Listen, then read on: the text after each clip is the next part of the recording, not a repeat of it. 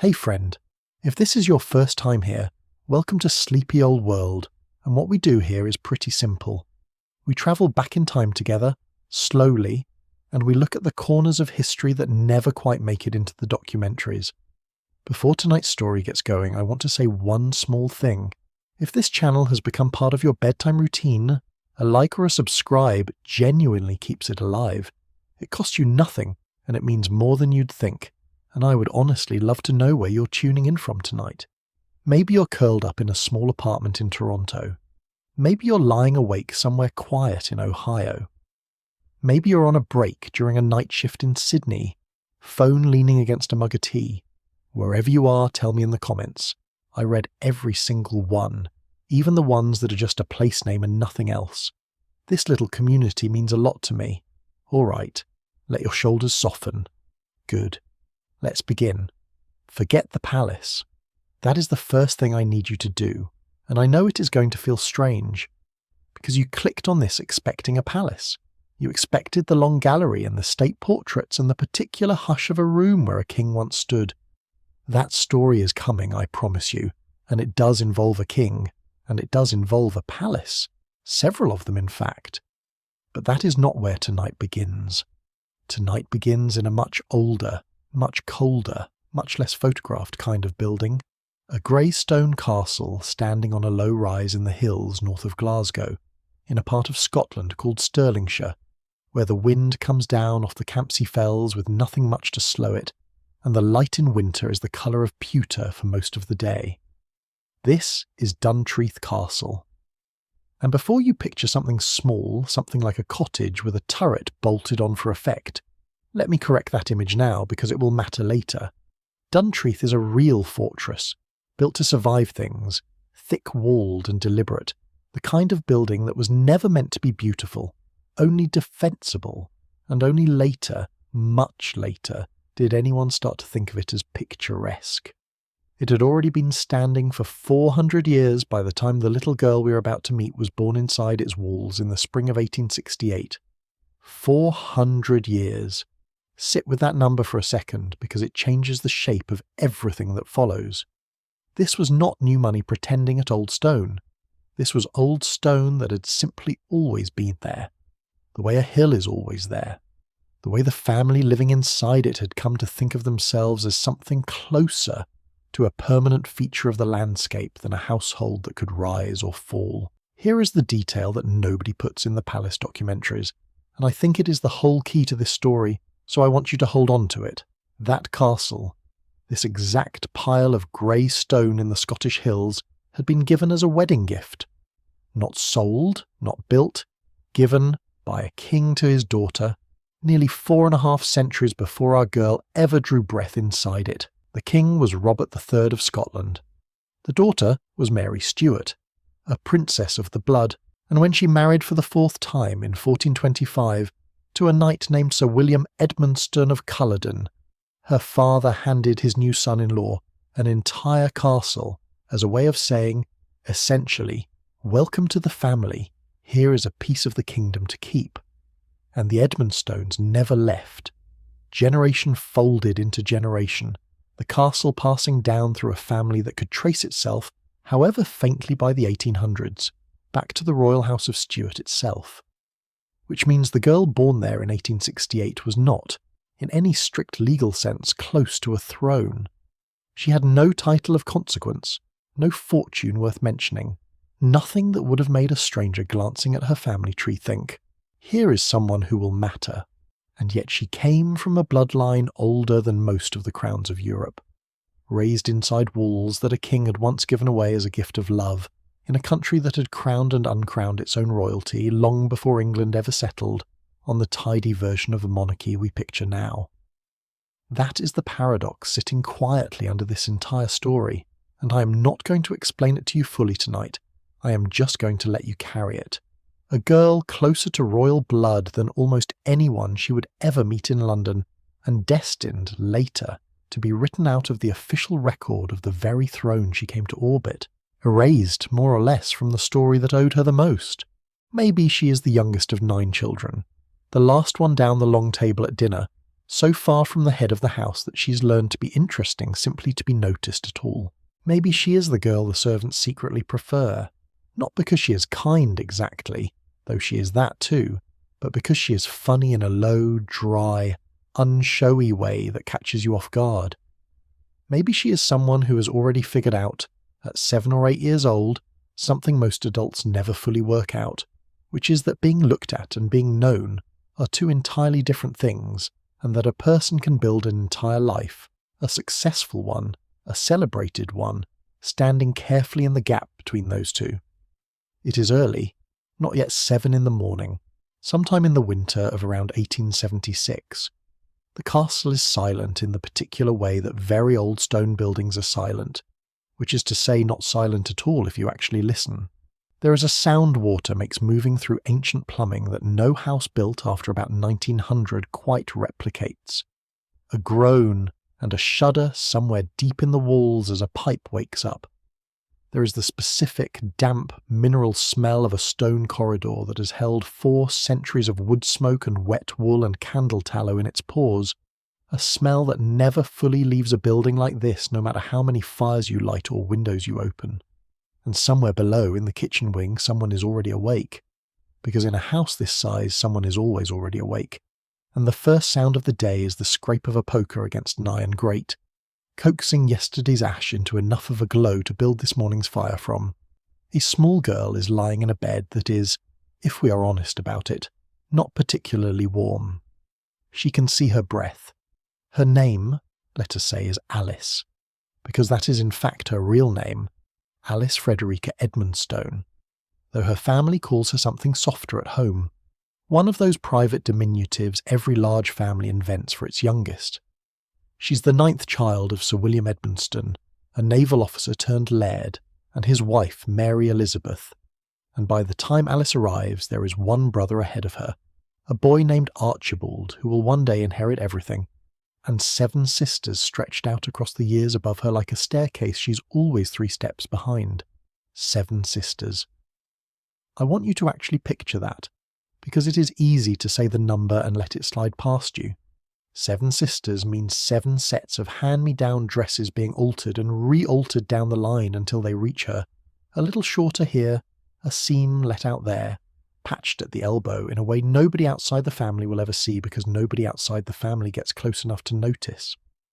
7 sisters means 7 personalities occupying the available emotional territory of a household long before Alice was old enough to stake any claim of her own. 7 older girls who had already decided, mostly without meaning to, which one of them would be the clever one and which the pretty one and which the difficult one and which the sweet one, so that by the time the 9th child comes along there is a kind of unspoken pressure to find a role that has not already been taken. And Alice, it seems, found hers early. Not the prettiest, not by the standards her older sisters were measured against. Not the most conventionally accomplished at the piano or the watercolours that filled the long unstructured hours of a Victorian girl's education.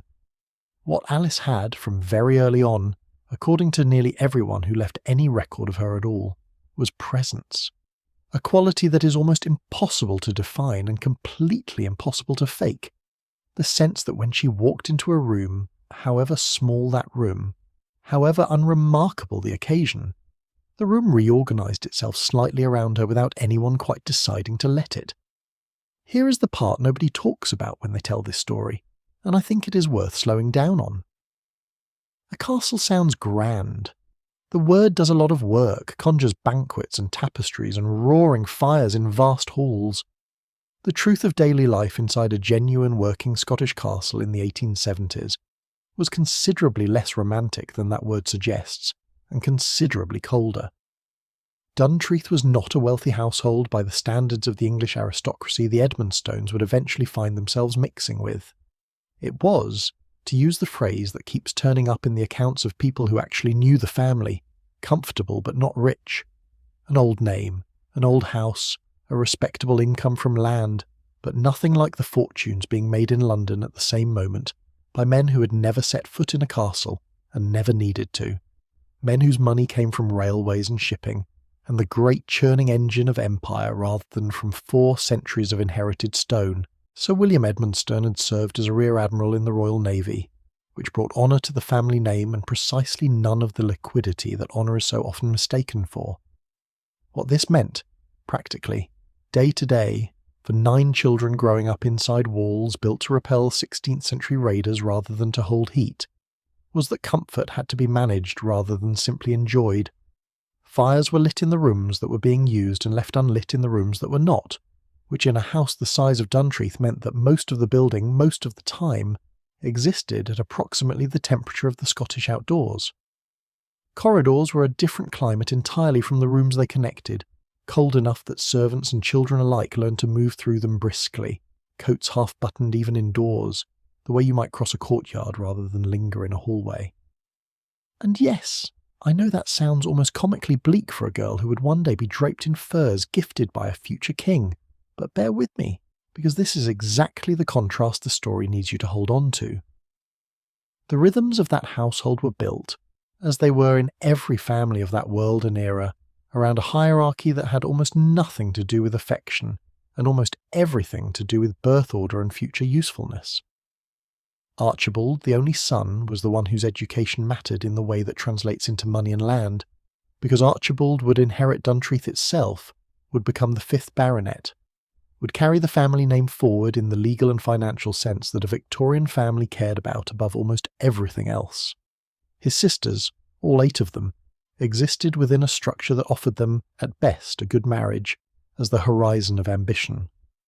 Not a cruel structure exactly, not one anyone in the 1870s would have thought to describe as unjust, simply the water everyone in that world swam in without noticing it was water at all. A good marriage required certain things. It required manners so thoroughly absorbed they no longer looked like manners at all, but like nature. It required an ear for music and a hand for watercolour, and enough French to get through a dinner party without embarrassment, though rarely enough to actually think in the language.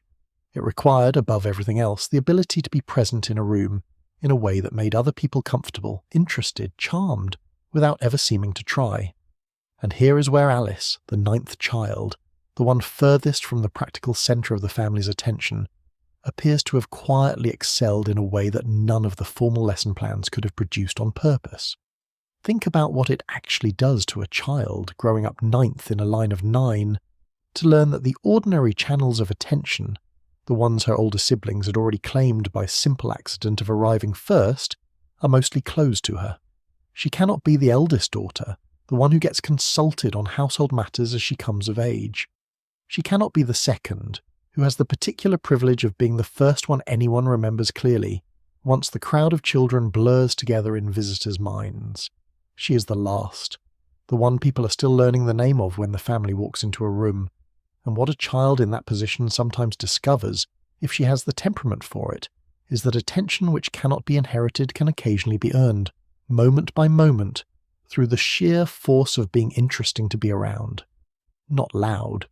Loud rarely works in a household with 9 children. Loud simply gets absorbed into the general noise.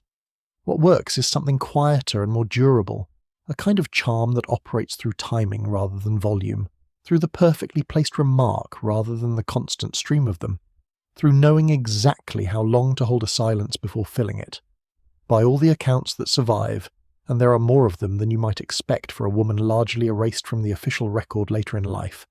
Alice Edmonstone developed this particular skill to an extraordinary degree, and she developed it here, in a cold stone castle in Stirlingshire, long before there was ever a prince or a palace, or a London townhouse to practice it in.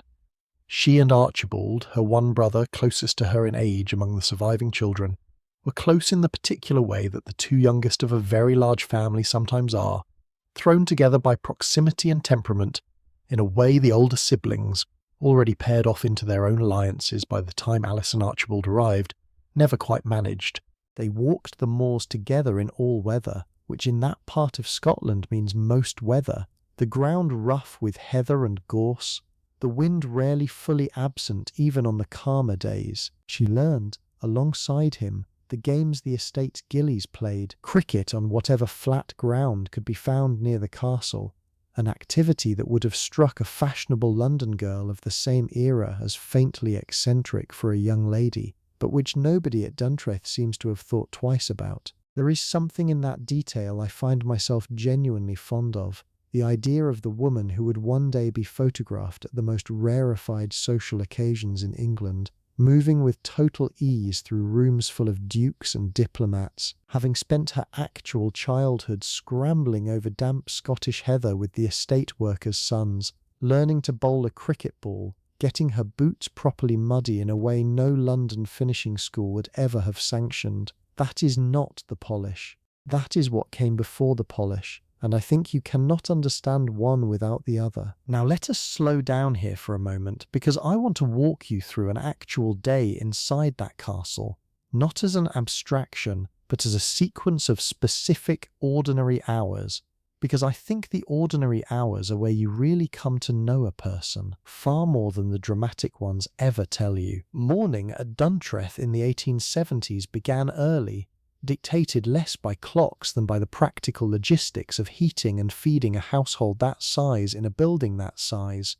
The kitchen fires would have been going well before the family woke, tended by servants whose own quarters, tucked into the older and colder parts of the castle, were considerably less comfortable than anything the children upstairs endured, a detail worth remembering whenever we start to feel too sorry for a baronet's daughter shivering under a thin blanket. Breakfast for the children was likely taken in a nursery or schoolroom rather than the formal dining room, porridge almost certainly, this being Scotland, thick and plain, eaten at a long scrubbed table under the supervision of a governess whose job it was to see that manners were absorbed at the same rate as oatmeal. French lessons would have followed, and needlework, and enough arithmetic to manage a household budget one day, but not so much as to seem unbecoming. Music practice, an hour at least, on an instrument that had likely been played by at least 2 of the 7 older sisters before Alice ever touched the keys. There would have been a walk, weather permitting, and in Stirlingshire weather permitting is a much more generous phrase than it would be almost anywhere in England, because a light Scottish drizzle simply did not count as a reason to stay indoors the way it might have in a softer, more coddled corner of the country. And running underneath all of it,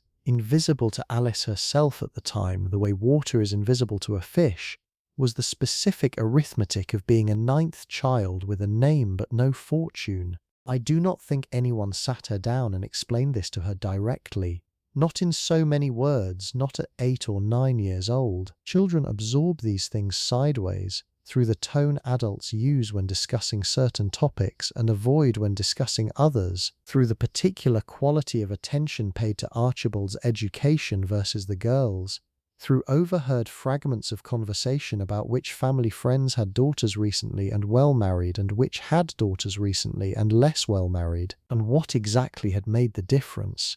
By the time Alice was old enough to understand the shape of her own situation clearly, she would have understood, the way you understand your own height or the colour of your eyes, that she possessed a genuinely respectable name, old enough and interesting enough to open certain doors on its own, but that behind that name there was very little money, and that whatever life she eventually built for herself was going to depend, more than it would for a wealthier girl, on what she personally brought into a room rather than what her father could settle on a marriage contract. This is the part of the story I find myself circling back to, because I think it explains almost everything that comes later, and it is worth saying plainly even though the world Alice grew up in never would have said it plainly to her. A girl in her position was, in the coldest possible reading of Victorian social mathematics, an asset with a respectable label and a modest cash value. Her currency was not going to be money. It was going to be herself, deployed carefully over years, in rooms designed to test exactly that kind of deployment. And what is genuinely remarkable, I think, is how early she seems to have understood this, not with bitterness as far as any record shows, but with something closer to a kind of clear-eyed practicality that would serve her extraordinarily well for the rest of her life. She was not trained for this the way an actress is trained for a role. There was no single tutor who sat her down and explained the rules of the game. She simply grew up inside a household where the rules were the water everyone breathed, and she turned out to have, whether by temperament or early observation or some combination of both, an unusually fine instinct for how to move through that water without ever seeming to struggle against it. There is a story that survives from her childhood, second-hand and slightly worn from being passed along, the way family stories always are, but worth telling anyway because it captures something true even if the exact details have softened with retelling. It involves Alice, quite young, perhaps 7 or 8, correcting an adult guest at Duntreath on some small point, not rudely but with such perfect disarming confidence that the adult in question apparently laughed rather than took offence, and remarked to Alice's mother that this particular daughter, unlike some of the others, would clearly never have any trouble being noticed. I cannot verify the exact wording of that exchange, and I want to be honest with you about that. These small domestic anecdotes rarely survive with the precision we would like, but the shape of the story, repeated in slightly different forms by people who knew the family, points at something consistent: a child who was already, before she had any idea what she was doing, learning the difference between being seen and being overlooked, and choosing every time, without visible effort, to be seen. Let us talk about the physical world of that childhood a little more, because I think the details matter more than the summary. Duntreath's rooms, the ones actually used by the family day to day, were furnished in the manner of a household that valued dignity over display, good but not showy, worn in places in ways that suggested use rather than neglect. There would have been tartan somewhere, of course. This being a Scottish household of a certain vintage, though probably deployed with more restraint than the Victorian fashion for tartan everything that swept England after Queen Victoria's own enthusiasm for the Highlands took hold following her purchase of Balmoral. There would have been portraits of Edmonstone ancestors going back generations, faces Alice would have passed 1,000 times in the corridors without necessarily looking up at any of them, the way you stop seeing the furniture in your own house. There would have been the particular quality of light that a castle produces, deep-set windows in thick stone walls, meaning that even on a bright day the interior held a kind of perpetual dimness, broken by shafts of light that moved slowly across the floor as the day went on. The whole building operating on a kind of sundial logic long before anyone thought to call it atmospheric. And there would have been always the sound of that many people living in close proximity inside old stone,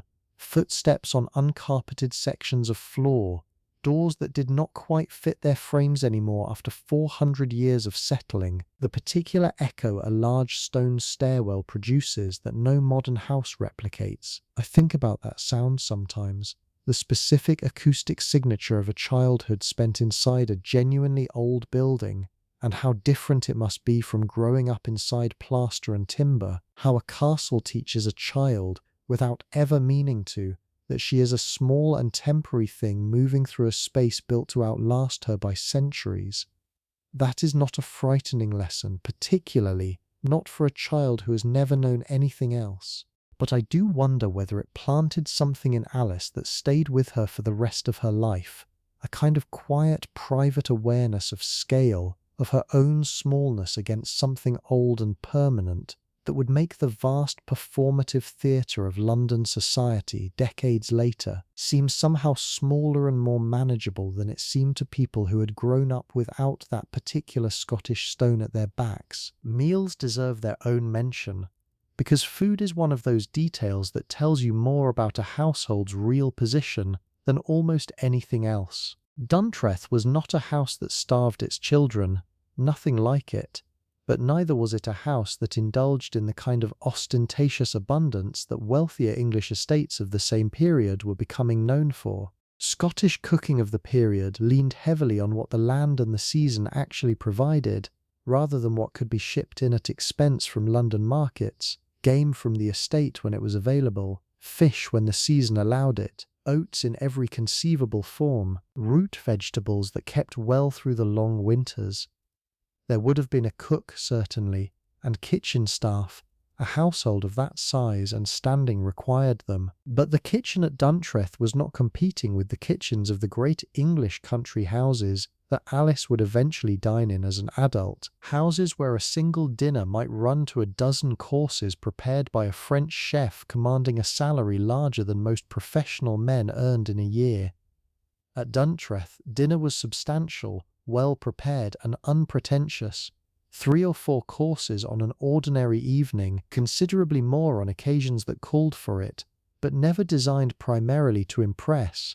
Because impressing was not, in the 1870s, a game the Edmonstones were positioned to win on spending alone. What they had instead, and what Alice absorbed without ever being told she was absorbing it, was the confidence of an old name that did not need to try quite so hard. There is a particular kind of ease that comes from 400 years of certainty about who you are, even when your bank account tells a more modest story. And I think that ease, more than any single lesson in etiquette, is the thing Alice carried out of Duntreath and into London years later, the thing that let her sit comfortably at tables set by families with 10 times her fortune, and never once looked like she was trying to keep up. Sundays would have meant church, almost certainly the family walking or riding the short distance to whatever kirk served the estate, a ritual that structured the week in a way that modern life has largely lost.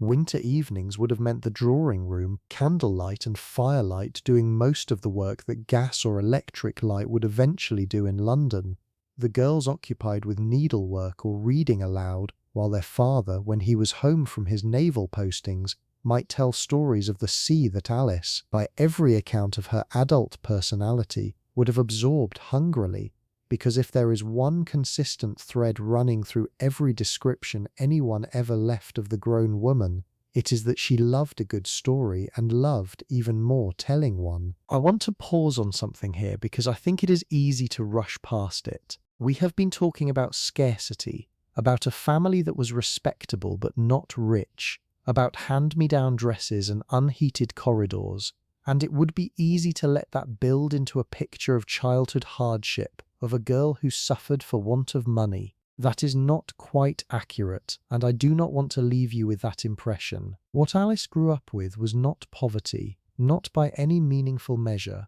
It was something more specific and, in its way, more interesting, which was abundance of a certain kind, an old name, a real castle, a genuine and ancient bloodline, sitting directly alongside scarcity of another kind, actual liquid cash, the kind of money that buys a London season's worth of gowns without a second thought. That particular combination, rich in name and modest in means, produces a very specific kind of person, someone who has never doubted her own worth for a single moment, because that worth was established 400 years before she was born, and cannot be taken from her by any bank balance, but who has also learnt, out of pure practical necessity, that this worth needs to be actively deployed, socially, personally, in rooms and conversations, and carefully cultivated friendships, because it will not simply announce itself the way a large dowry would.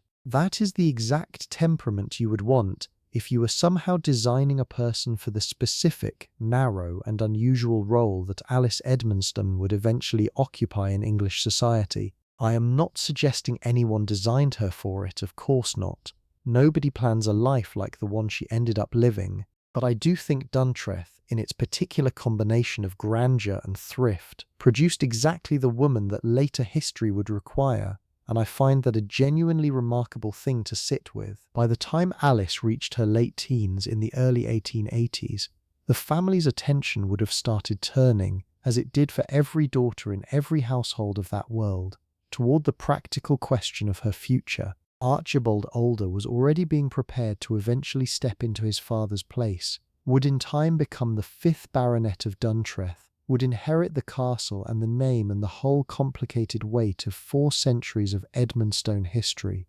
Alice's sisters had by this point mostly already married, scattered out into other households across Scotland and England, each marriage a small verdict on how successfully that particular combination of name and charm and modest fortune had been deployed. And Alice herself, the youngest, the one who had spent her whole childhood at the far end of the family's attention, was approaching the moment when all of that quiet training, the timing, the presence, the instinct for exactly how long to hold a silence, would finally be tested in the wider world it had all been preparing her for. She was, by every surviving account and by the photographs that exist from this period of her life, genuinely striking to look at, though not in the conventional doll-like way that Victorian beauty magazines of the era tended to celebrate. Alabaster skin, the descriptions all agree on that. Large blue eyes, chestnut hair with a warmth to it that photographed beautifully even in the flat grey tones of period photography.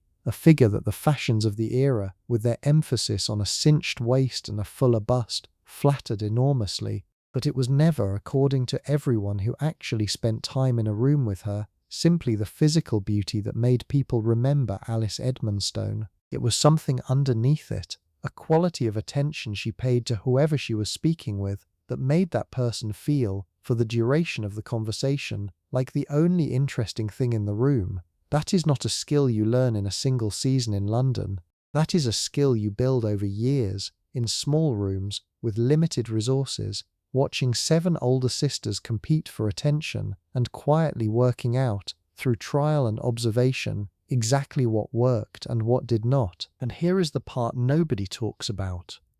Marrying well, in the world Alice was raised for, did not necessarily mean marrying rich. It meant marrying correctly into a name that carried its own weight, and trusting that the weight of 2 respectable names combined would somehow produce, over time, the practical security that neither family could quite provide alone. This is precisely what happened. On the 1st of June 1891, at the age of 23, Alice Edmonstone married the Honourable George Keppel, a lieutenant colonel in the British Army, 4 years her senior, and the son of the 7th Earl of Albemarle. It was on paper exactly the kind of marriage her upbringing had prepared her for, a name every bit as old and distinguished as her own. The Keppels descended from Arnold Joost van Keppel, a Dutch nobleman who had crossed to Britain in the retinue of King William III back in 1688, and been rewarded in due course with the earldom of Albemarle. 2 families then, each carrying centuries of pedigree and neither carrying, if we are honest, quite enough money to fully support the lifestyle that pedigree was expected to maintain.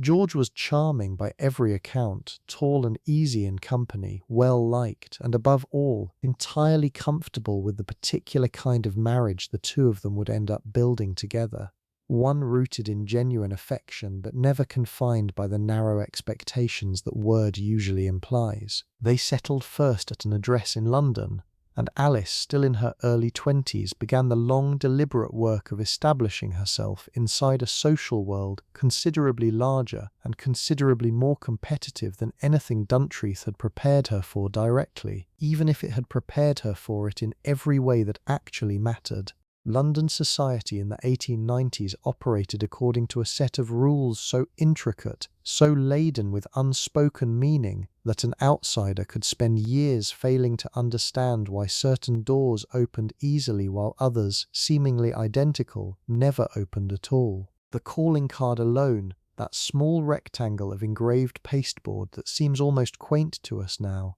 carried a weight of meaning that modern life has no real equivalent for. You did not simply visit someone, you left a card, and the way that card was received, whether it prompted an invitation in return or simply vanished into a silver tray never to be acknowledged, told you with perfect, brutal clarity exactly where you stood. A folded corner meant one thing, the timing of a return visit meant another. An entire relationship could be conducted, advanced or quietly terminated through the choreography of cards alone, without a single word ever being exchanged in person. Alice, arriving into this world from a household that had its own name but not its own London foothold, had to learn this choreography from the inside quickly, and she appears to have learnt it with the same effortless speed she had once learned to read a room at Duntreath. Now, I promised you facts wrapped in story rather than delivered as dry statistics, so let me tell you what her actual life looked like in those first years of marriage, because it is not, at first, the glamorous story you might expect. George's income, for all his good name, was modest. An army officer's pay stretched thin against the expectations of the social world they were trying to enter.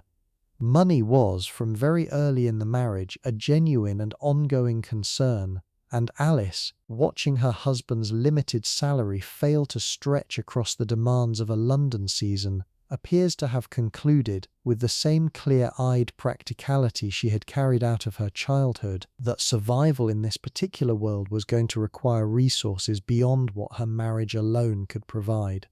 This is the part of the story that later generations have sometimes struggled to be honest about. So let me just say it plainly. Alice began in these early years to cultivate friendships, and in some cases affairs, with wealthier men, not out of simple romantic impulse but as part of a broader and quite deliberate strategy for securing her family's position. There was Ernest Becket, the second Baron Grimthorpe, a relationship close enough and lasting enough that members of the Keppel family themselves would later wonder, privately, whether he might have been the true father of Alice's first daughter. There was Humphrey Sturt, the second Baron Allington, another connection cultivated during these same years. George, for his part, appears to have known, or at least strongly suspected, and to have accepted it with a kind of resigned, affectionate practicality that strikes modern ears as strange but which made a certain sense within the particular arithmetic of their marriage. He is recorded by more than one source close to the family as having said of her, with what sounds like genuine warmth rather than bitterness, that he did not mind what she did as long as she came back to him in the end, and she always did. I find that line worth sitting with for a moment, because it tells you something true about the shape of their marriage that the scandal-loving version of this story often flattens out. This was not, whatever else it was, a marriage built on deception in the ordinary sense. George had his own affairs during these same years, conducted with a similar lack of secrecy within their immediate circle, and one of their daughters would later describe her parents' union, looking back on it as an adult, as a marriage of companionship, of love and laughter. That description matters. It suggests something that the word mistress, with all its modern weight, does not quite capture, a genuine partnership that had simply redrawn its own boundaries in a way that worked for both people inside it, whatever the wider world outside their marriage chose to assume. It was into this already complicated and carefully managed life that the single most consequential meeting of Alice Keppel's existence arrived, in the year 1898. She was 29 years old that spring. He was 56, Albert Edward, Prince of Wales, the future King Edward VII, heir to the British throne for what was already, by that point, an almost unreasonably long apprenticeship. His own mother, Queen Victoria, having occupied the throne for 61 years and showing no particular inclination to relinquish it. The Prince of Wales was, by 1898, a man of enormous appetite in every sense of that word. Food, wine, company, women, all pursued with the restless, half-bored energy of a man who had spent his entire adult life waiting for a job that never seemed to arrive. He had already had by this point a long procession of mistresses, women like the actress Lily Langtry and Frances Greville, the Countess of Warwick, relationships conducted with varying degrees of public visibility and varying degrees of consequence for everyone involved. What Alice Keppel offered him from their very first meeting seems to have been something distinct from what any of these previous women had provided, and it is worth understanding exactly what that was, because it is the key to everything that followed. Discretion. That is the word that comes up again and again in every account left by people who actually knew both of them. Not secrecy exactly, because the relationship was, within the narrow world that mattered, an open fact almost from the beginning. Everyone who counted knew that the Prince of Wales and Mrs. Keppel were involved with each other, knew it within months, and the knowledge spread through drawing rooms and dinner tables with the particular efficiency that only truly interesting gossip achieves. What Alice provided was something more specific and, in its way, more valuable than secrecy. She provided a kind of managed visibility, a relationship conducted with such perfect outward correctness, such careful attention to the forms and appearances that Edwardian society required, that the affair became paradoxically both completely known and never officially acknowledged. This is the exhausting art I mentioned earlier, and I want you to really understand what it required, because it was not effortless, whatever it might have looked like from the outside. Here is what discretion actually meant in practice day to day for a woman in Alice's position. It meant George, her own husband, developing an almost supernatural sense of timing about exactly when to leave the house and exactly when to return, so that his wife's afternoons with the prince could unfold at their townhouse without the awkwardness of an actual encounter. It meant learning the choreography of a royal visit down to the smallest detail, which door the prince would use, what time his brougham would arrive, how the household staff should be positioned or absent so that the visit registered to anyone observing from outside as nothing more than the ordinary comings and goings of fashionable society.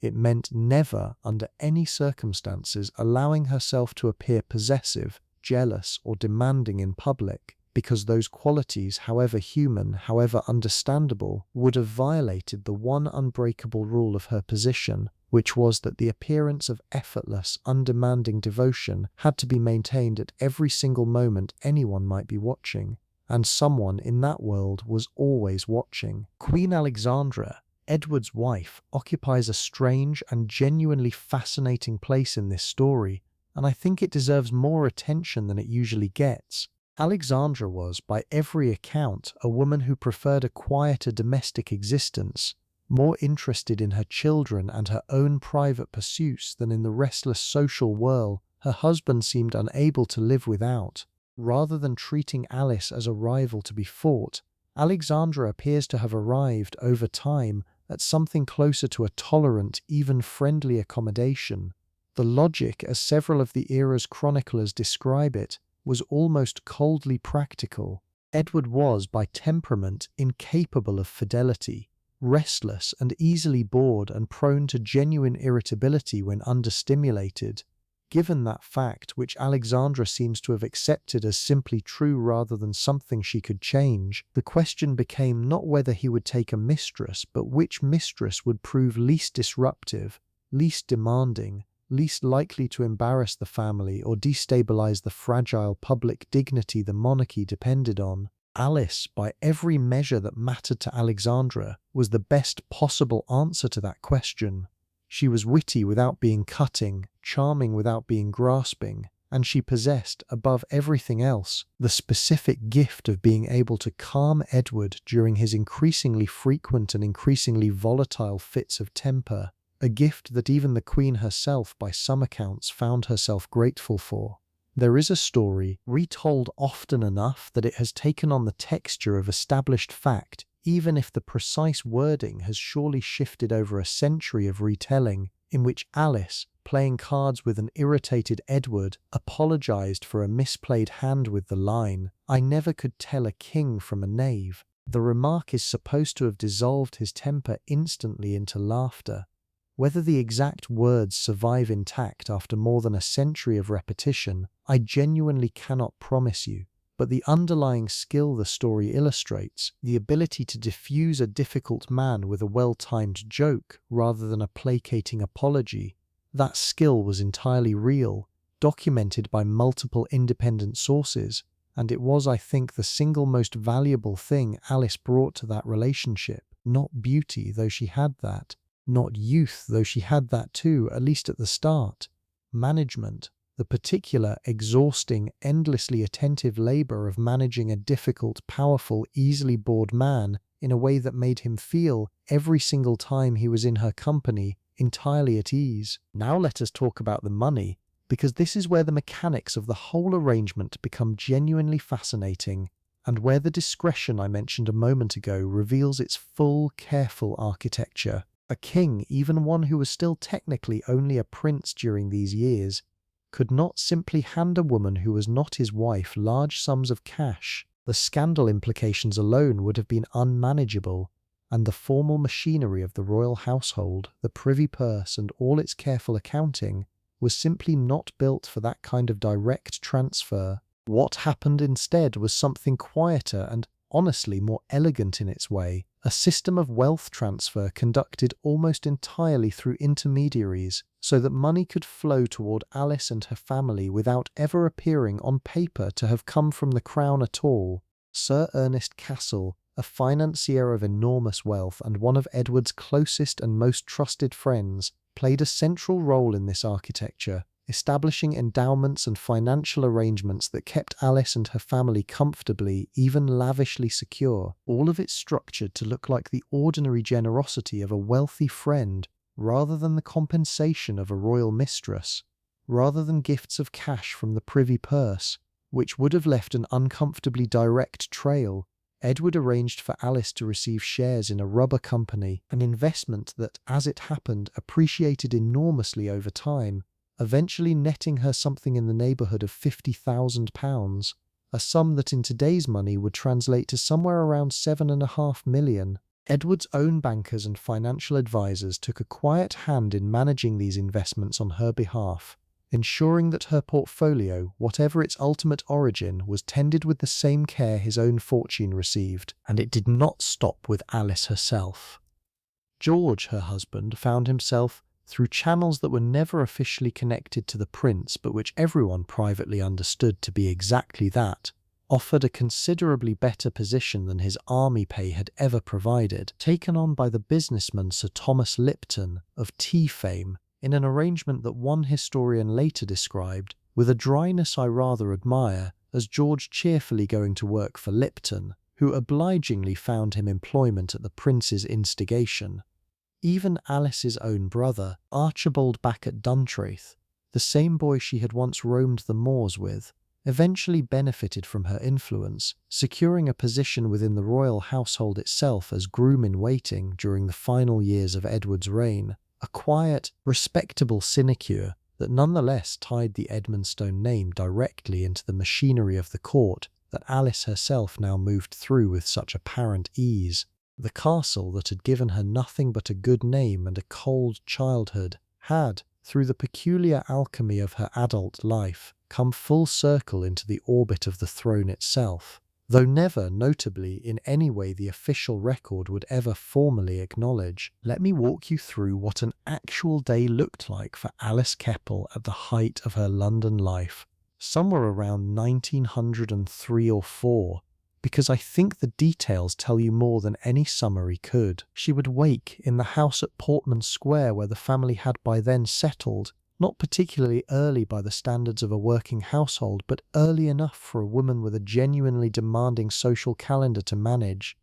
There would be correspondence first, always, a stack of letters and cards requiring responses, invitations to be accepted or gracefully declined, notes of condolence or congratulation to be composed in exactly the right register, because tone in Edwardian correspondence was a skill nearly as important as content. The morning hours belonged to calls, that peculiar Victorian and Edwardian institution that structured the entire social day around a rigid, unspoken choreography. A lady received calls between certain hours, generally the early afternoon, and paid calls of her own during others, and the entire system operated on rules so intricate that an outsider could spend a season simply failing to understand why a 15-minute visit was correct, while a 20-minute visit signaled something faintly presumptuous. You did not simply arrive, you sent your card ahead, or you left it if the lady of the house was not receiving, and the card itself carried meaning far beyond the printed name on its surface. A corner turned down in a particular way signalled condolence. A card left in person rather than sent by servant signalled a level of personal regard that a servant-delivered card did not. Alice, by every account, had mastered this choreography so completely that she moved through it the way a concert pianist moves through a piece she has played 1,000 times, with an ease that made the underlying complexity invisible. The London season itself, that annual migration of the aristocracy and gentry into the city for a concentrated stretch of months roughly running from spring into midsummer, structured the entire year around a calendar of obligations, presentations at court, balls, dinners, the races at Ascot, the regatta at Henley, each event carrying its own set of expectations about who attended, what was worn, and who was seen speaking with whom. For Alice, the season was not simply a social pleasure, though I do think she genuinely enjoyed a great deal of it. It was also, in the most practical sense, the arena in which her entire carefully constructed position had to be maintained and renewed year after year, because standing in that world was never a fixed achievement. It was a continuous performance that could falter the moment it was neglected. I want to tell you about mourning, because it is one of those details that seems small until you understand how completely it governed the texture of daily life in this period. When Queen Victoria died in 1901, the entire nation entered a period of formal mourning that dictated, with almost military precision, what could be worn, what colours were acceptable, how long full black had to be maintained before half mourning, with its permitted touches of grey or lavender, could be introduced, and how long after that before ordinary colours could return at all. A woman in Alice's position had to move carefully through not only national mourning of this kind, but the more frequent, more personal mourning required whenever a family member, however distant,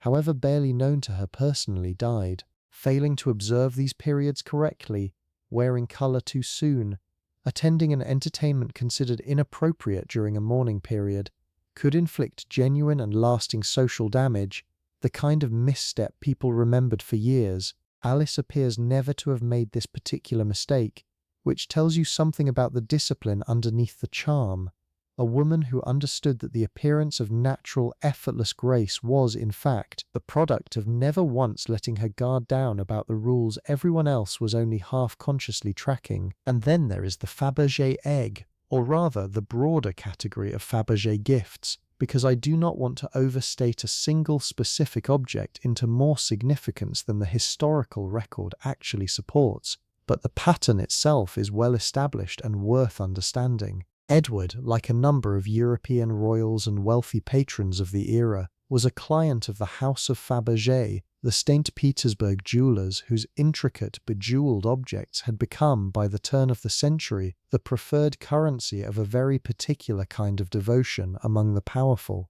A Fabergé gift was never simply expensive, though it was certainly that. It was coded. The choice of stone, the choice of enamel colour, the small hidden mechanism inside a seemingly decorative object, all of it communicated something specific to the person who understood the language, in a world where powerful men could not always say plainly what they meant, and so learned instead to say it through objects.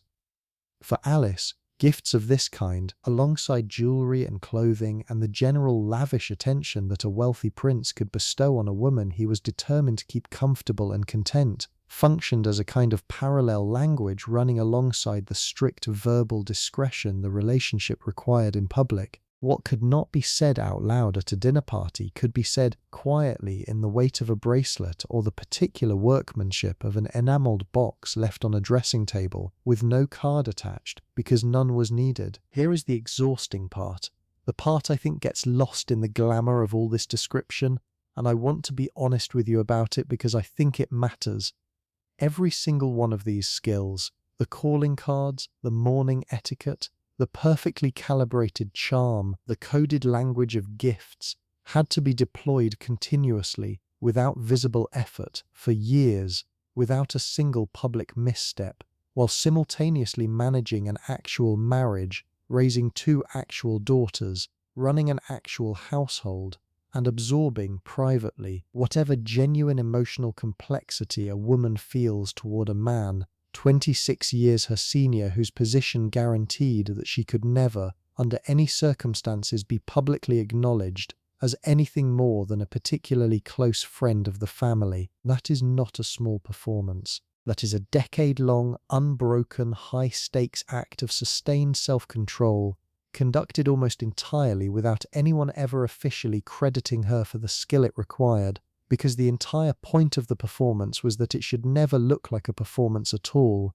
I find myself genuinely admiring the discipline of it, even while recognizing exactly how much it must have cost her, privately, in ways the historical record was never designed to capture. There is a particular hierarchy I want to describe now, because I do not think most people realize quite how formal, quite how structured, the unspoken world of royal mistresses actually was during this period. It was not chaos. It was not simply a matter of whichever woman currently held the prince's attention. There was a kind of understood order of precedence among the women who had, at various points, occupied this position, an order that governed everything from where one sat at a dinner party to which women could be trusted to speak freely with one another and which could not. Alice arrived into a social landscape that already contained the ghosts, so to speak, of previous royal favourites, women like the actress Lily Langtry, whose relationship with the prince had been considerably more publicly visible during the 1870s and 80s, in an era when the rules of discretion had not yet calcified into the precise system Alice would come to master.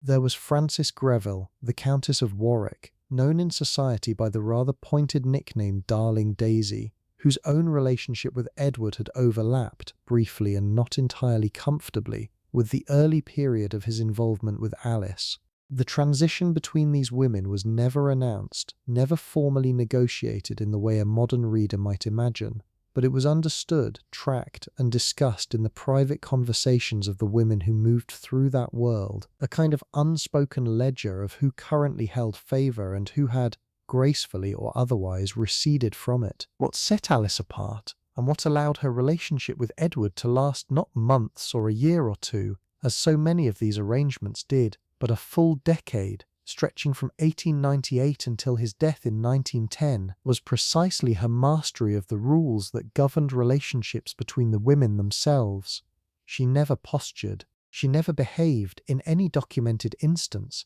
as though her position gave her license to slight or diminish the women around her, including, most importantly, Queen Alexandra herself. There is something genuinely remarkable in the friendship, and I do think friendship is the correct word based on the accounts that survive, that developed between Alice and the queen she was, in the strictest sense, wronging. Alexandra seems to have recognised in Alice a woman who understood the terms of the arrangement completely, who would never overreach, never embarrass the family publicly, never forget for a single moment the precise line between being welcomed into the extended orbit of royal life and actually threatening the institution of the marriage itself. Other women who orbited Edward at various points lacked this instinct, or lacked the discipline to sustain it consistently, and their relationships with him tended, accordingly, to burn hot and then collapse. Alice's, by contrast, settled into something closer to an institution of its own,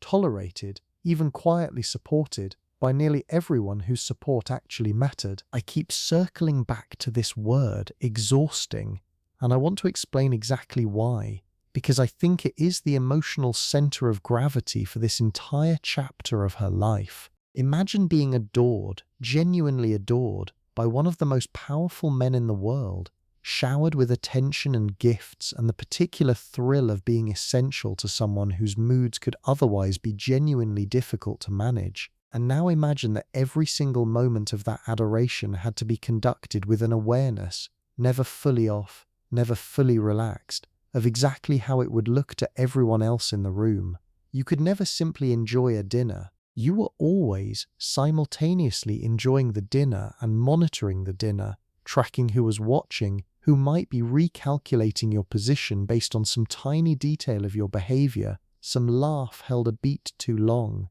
some glance exchanged too openly. Private and public were never, for Alice, fully separate categories, not in the way they might be for you or for me tonight, tucked into our own beds with no one watching at all. Her private self, whatever it actually was, whatever she actually felt during those quiet moments alone, had to be constantly managed against the version of herself the world was permitted to see. That is a particular kind of loneliness, I think, one that has almost nothing to do with being unloved, and everything to do with never quite being fully known, even by the people who loved her most. Her own husband, in his easy, affectionate acceptance of the arrangement, never seems to have asked her to explain herself, and while that acceptance clearly served her enormously in practical terms, I do wonder, and this is speculation, I want to be honest about that, whether it also meant that some part of what she carried during those years had nowhere to actually land,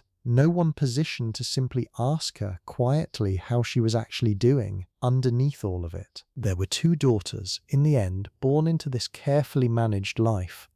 Violet, arriving in 1894, Several years before Alice's relationship with Edward even began, though family whispers, never confirmed and never entirely silenced either, would later wonder whether her true father might in fact have been Ernest Becket rather than George Keppel, a question that was never resolved and, in the particular ethics of that household, never seems to have been treated as urgent to resolve. And then Sonia, born in 1900 at the London house on Portman Square, arriving well after Alice's relationship with the prince was firmly established, close enough in timing that speculation would follow her too, for the rest of her life and beyond it, about whether the blood in her veins carried any trace of the House of Hanover alongside the Keppel and Edmonstone lines everyone could see plainly on paper. Most historians who have examined the question closely lean toward believing George was indeed Sonia's biological father, noting a strong physical resemblance between father and daughter that several observers commented on at the time,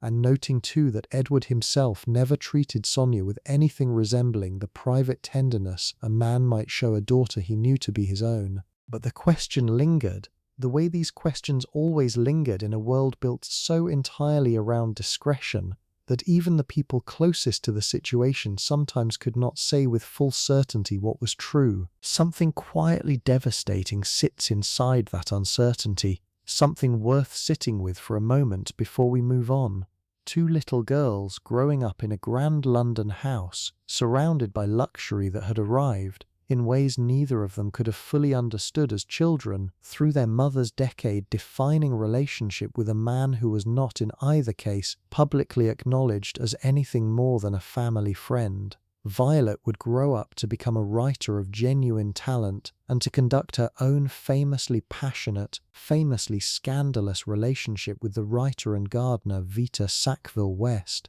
a relationship that would in its own generation cause precisely the kind of open scandal that her mother had spent an entire career carefully, expertly avoiding. Sonia would grow up quieter, more conventional in her own trajectory, and would eventually marry Roland Cubitt, becoming Sonia Cubitt, and it is through Sonia, through this particular daughter whose very paternity carried a faint permanent question mark, that the line running toward the present day actually travels. I want you to hold on to that thread, because we are going to follow it all the way forward before the night is over. But not yet, not yet. There is more of Alice's own story to tell first. Let me describe for a moment what the rhythm of a full year actually looked like for Alice and Edward during the height of their relationship, because the discretion I have been describing operated not just within London, but across an entire geography of habit and destination. Edward loved the racing calendar,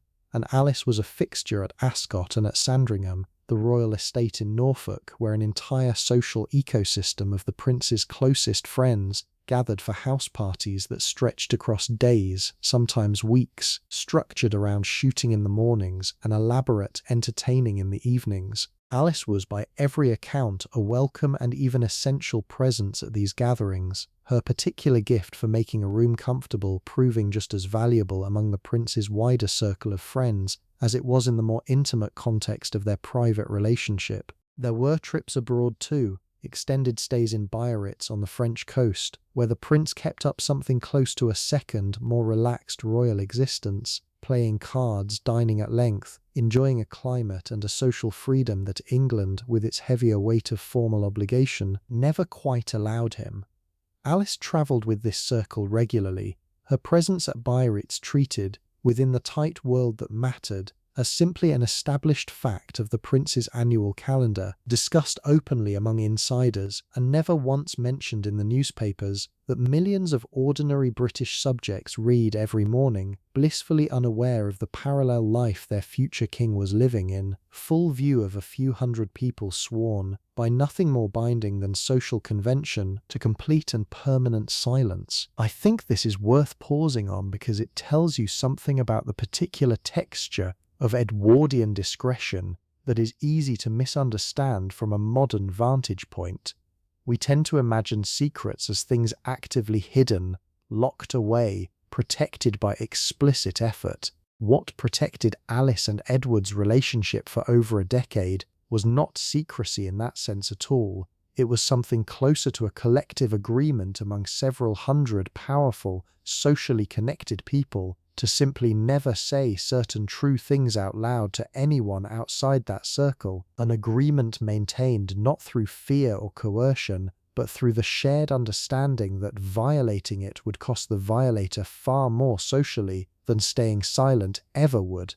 The newspapers of the era, and there were many of them, hungry, competitive, entirely capable of scandal when scandal served their circulation, largely left the royal family's private conduct alone, restrained by a code of deference that would have seemed almost unimaginable within a few decades, by the time Alice's own great-granddaughter would find herself living through an entirely different, far more exposed relationship with an heir to the same throne. Queen Victoria died in January of 1901 after 63 years on the throne, and her son, the man Alice had known for 3 years by that point simply as the Prince of Wales, became King Edward VII at the age of 59, finally stepping into the role he had waited his entire adult life to occupy. The coronation itself, delayed by a sudden and nearly fatal bout of appendicitis that struck the new king just days before the ceremony was originally scheduled,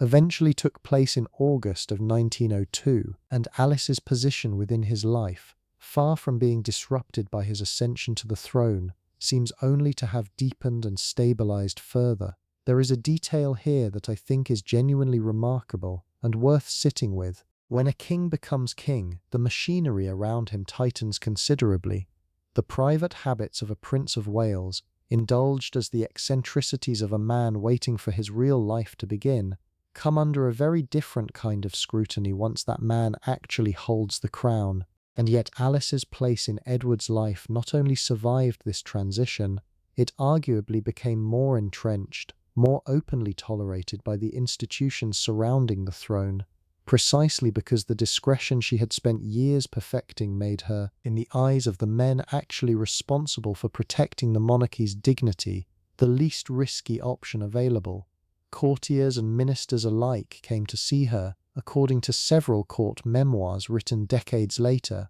as a genuinely stabilizing presence in the king's life, a woman whose calming influence over his temper and whose complete reliability regarding discretion made her, paradoxically, an asset to the institution she was, by any strict moral accounting, quietly undermining. Edward's ministers, in fact, occasionally used Alice's access to him for purposes considerably more consequential than mere social comfort. There were documented instances, referenced by more than one serious historian of the period, of government officials seeking Alice's help in softening the king toward a particular piece of policy advice he was resistant to, understanding that a suggestion delivered by Alice in the right mood at the right moment, over cards or during one of their quiet private dinners, might land with the king in a way that the same suggestion, delivered formally through official channels, never would.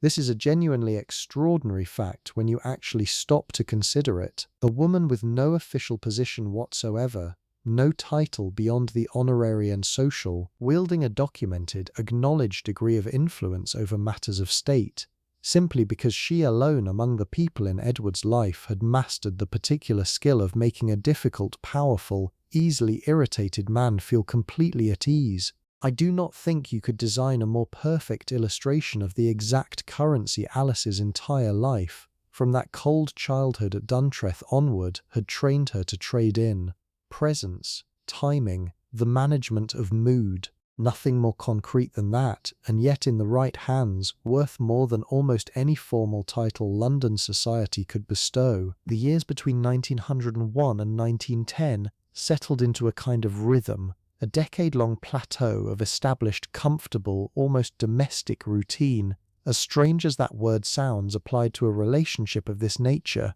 Alice's afternoons with the king became a fixture of his calendar in the same unremarkable way a man's afternoons with his oldest friend might become a fixture, arriving at the house on Portman Square with a regularity that the household staff planned around without comment, George conveniently elsewhere, the whole arrangement running with the smooth, practiced ease of a machine that has simply been operating so long it no longer requires conscious attention to keep functioning. Edward, meanwhile, was aging, his health beginning to show the strain of decades of extraordinary appetite, rich food, heavy smoking, the particular physical toll of a body that had never once in nearly 60 years been asked to exercise restraint. By the later years of the decade, his bronchial troubles had become a persistent, worsening concern, and the king who had once seemed inexhaustible in his pursuit of pleasure began, gradually, visibly to slow. Let me take you into one particular evening, reconstructed from the general habits of the household, rather than any single surviving diary entry, because I think it will help you feel the texture of what this life actually contained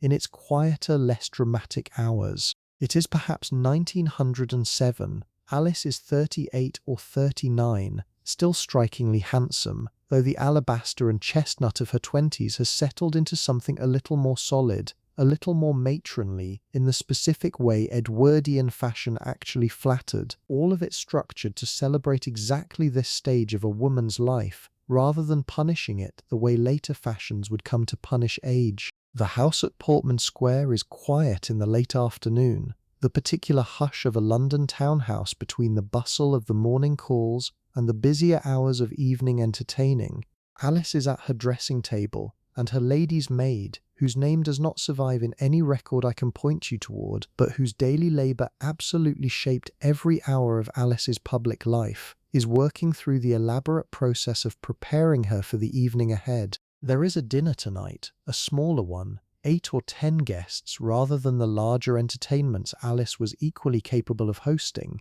and among the guests, arriving separately, at a time calculated with the same careful choreography that governed every visit, will be the king. Heavy silk is laid out for the evening, deep in colour, the kind of fabric that photographs beautifully under gaslight, and moves with a particular weight when a woman walks that Edwardian fashion understood and exploited fully. Dresses designed not simply to be worn but to be moved in, to trail and shift and catch the light in ways that a static portrait could never fully capture. The corsetry underneath, by this period slightly less severe than the more extreme silhouettes of the 1880s but still a genuine physical discipline, would have taken the better part of 20 minutes to properly lace. Alice standing with one hand braced against the bedpost while her maid worked the laces with the particular firm, practiced pressure that came from years of daily repetition. Jewellery next, and here the king's gifts would have made their quiet, glittering appearance, a bracelet perhaps, or a brooch, chosen not simply for its beauty but for what it signalled to anyone in the room capable of reading the signal correctly. A language of devotion conducted entirely through objects, because the words themselves could never be spoken at the dinner table below. And then downstairs, the performance itself, hours of it, conversation flowing easily around the table, Alice managing the particular delicate work of a hostess who must simultaneously entertain her general guests, monitor the king's mood and comfort, ensure George's position somewhere pleasant and occupied, and maintain, throughout all of it, the appearance of a woman for whom none of this requires the slightest visible effort. I want you to imagine the sheer stamina that required, hour after hour, evening after evening, year after year, a decade of evenings just like this one, each requiring the same total invisible concentration, the same complete command of a role that could never once be allowed to slip. When the last guests finally departed, sometime past midnight, and the house at last fell properly quiet, I wonder what those final minutes of Alice's day actually felt like, alone at last with her own reflection in the dressing-table mirror, the performance finally, briefly, permitted to end. By 1910, Edward's health had deteriorated to the point that even the carefully maintained public fiction of robust vigour was becoming difficult to sustain. He suffered from severe bronchitis that spring, worsened by decades of heavy cigar smoking, and though he continued, characteristically, to insist on maintaining as much of his ordinary schedule as his body would permit, the strain was visible to everyone close to him. In early May, his condition worsened sharply. He suffered a series of heart attacks over the course of the 6th of May 1910 at Buckingham Palace, and it became clear quite quickly to the small circle of people permitted near him that the king was dying. Here is the moment I have been building toward all evening, and I want to tell it to you honestly without softening it, because I think the honesty is exactly what makes it worth hearing. Alice was sent for. Queen Alexandra, despite everything, despite the years of tacit tolerance and even genuine friendship that had grown between the two women, made the decision as her husband lay dying to allow Alice into the room, to permit this woman who had shared a decade of her husband's private life to be present at the end of it. It is, I think, one of the most extraordinary acts of grace in this entire story, whatever complicated mixture of motives lay behind it, and it speaks to exactly how thoroughly Alice had earned, over 10 careful years, a place that even a wronged wife found herself unable to fully deny her in the end. Alice came. She was present while the king remained conscious,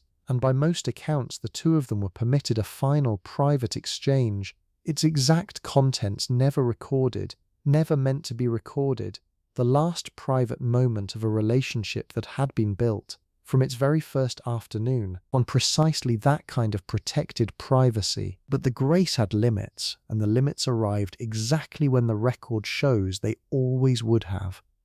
As Edward slipped from consciousness, as the final hours narrowed toward their inevitable end, Alexandra's tolerance reached its natural boundary. She turned to the attending physician, according to the account that has survived and been repeated by multiple serious historians since, and said with a coldness that the preceding decade of careful friendship could not entirely disguise, "Get that woman away," and Alice was removed from the room. Not cruelly, necessarily, not vindictively, but finally, completely, in the one moment that mattered more than any other moment in the entire decade that preceded it.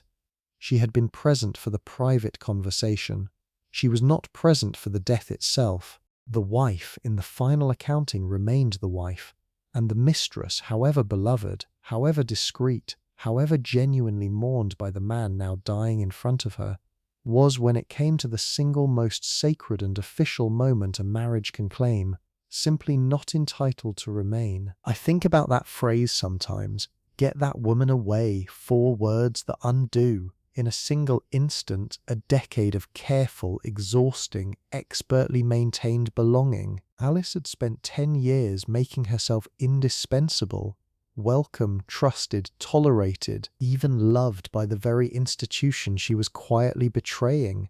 And in the end, at the one moment when all of that carefully built standing should have mattered most, it evaporated in the face of a much older, much simpler truth about whose name actually belonged in the official record of a king's death. That is the erasure the title of tonight's story is pointing toward, and I did not want to soften it for you because I do not think Alice herself, whatever grief she carried out of that palace, would have wanted it softened either. She understood the rules of the world she had spent her entire life mastering. She had simply, finally run up against the one rule that no amount of charm, no amount of discretion, no amount of genuine mutual affection could ever override. Edward VII died on the 6th of May 1910, and the nation that had barely known the true shape of his private life entered a period of formal, elaborate mourning that Alice, of all the women who had loved him, was permitted no official role in whatsoever.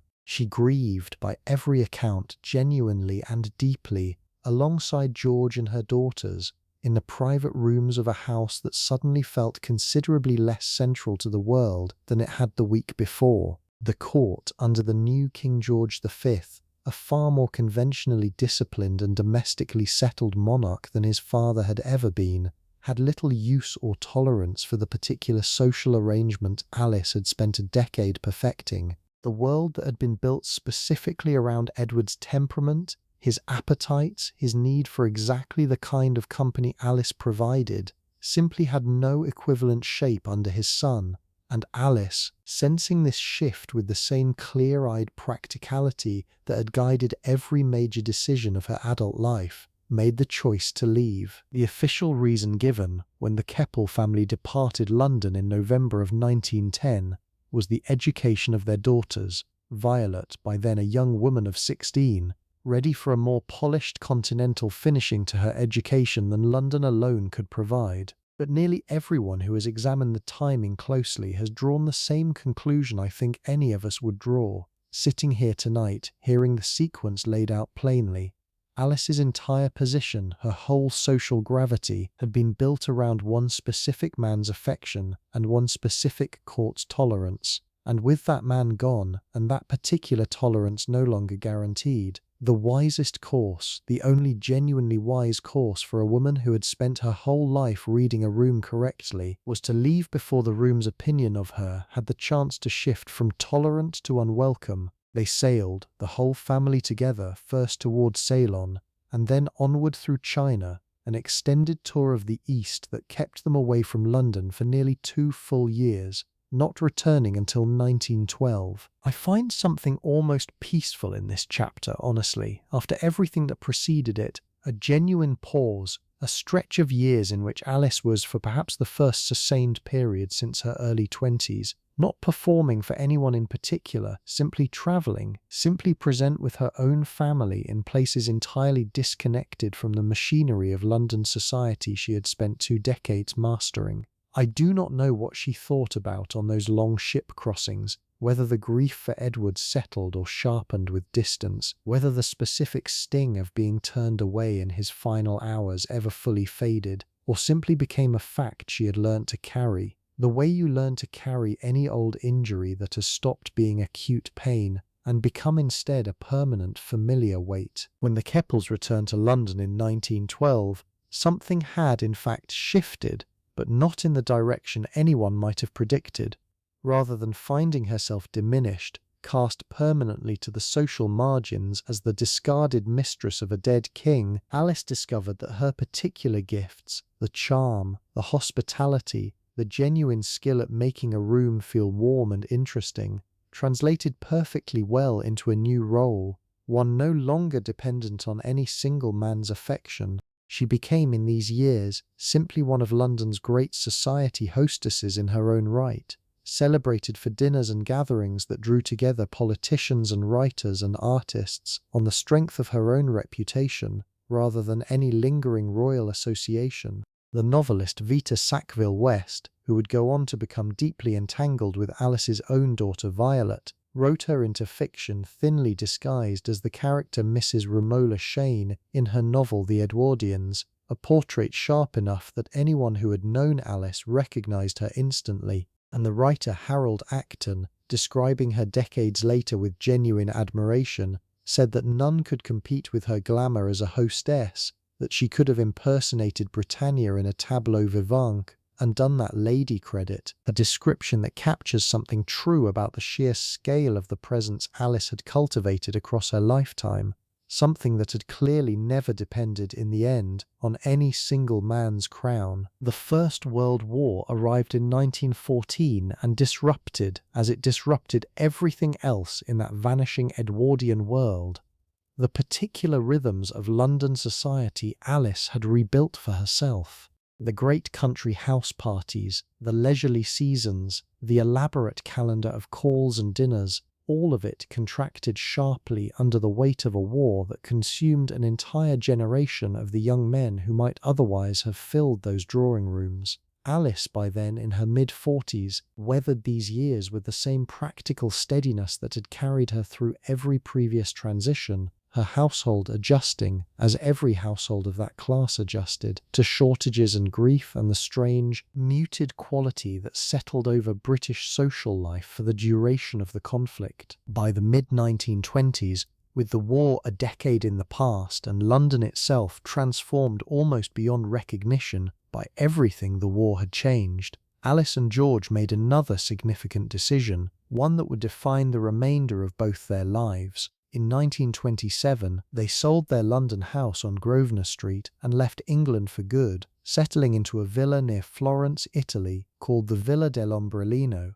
a property with its own considerable history, having once belonged to Galileo's family centuries earlier, perched on a hillside above the city with views across the Arno Valley that must have felt, after decades of London's grey light and coal smoke, like an entirely different kind of existence. I think there is something fitting in this final chapter of her English life, a woman who had spent her entire adult career mastering the specific, exhausting choreography of London society, finally choosing, once that particular game no longer needed to be played, to simply live somewhere beautiful, somewhere warm, somewhere the particular rules she had spent decades perfecting no longer applied at all. Let me describe the Villa dell'Ombrellino a little more fully, because I think the physical texture of this final chapter matters,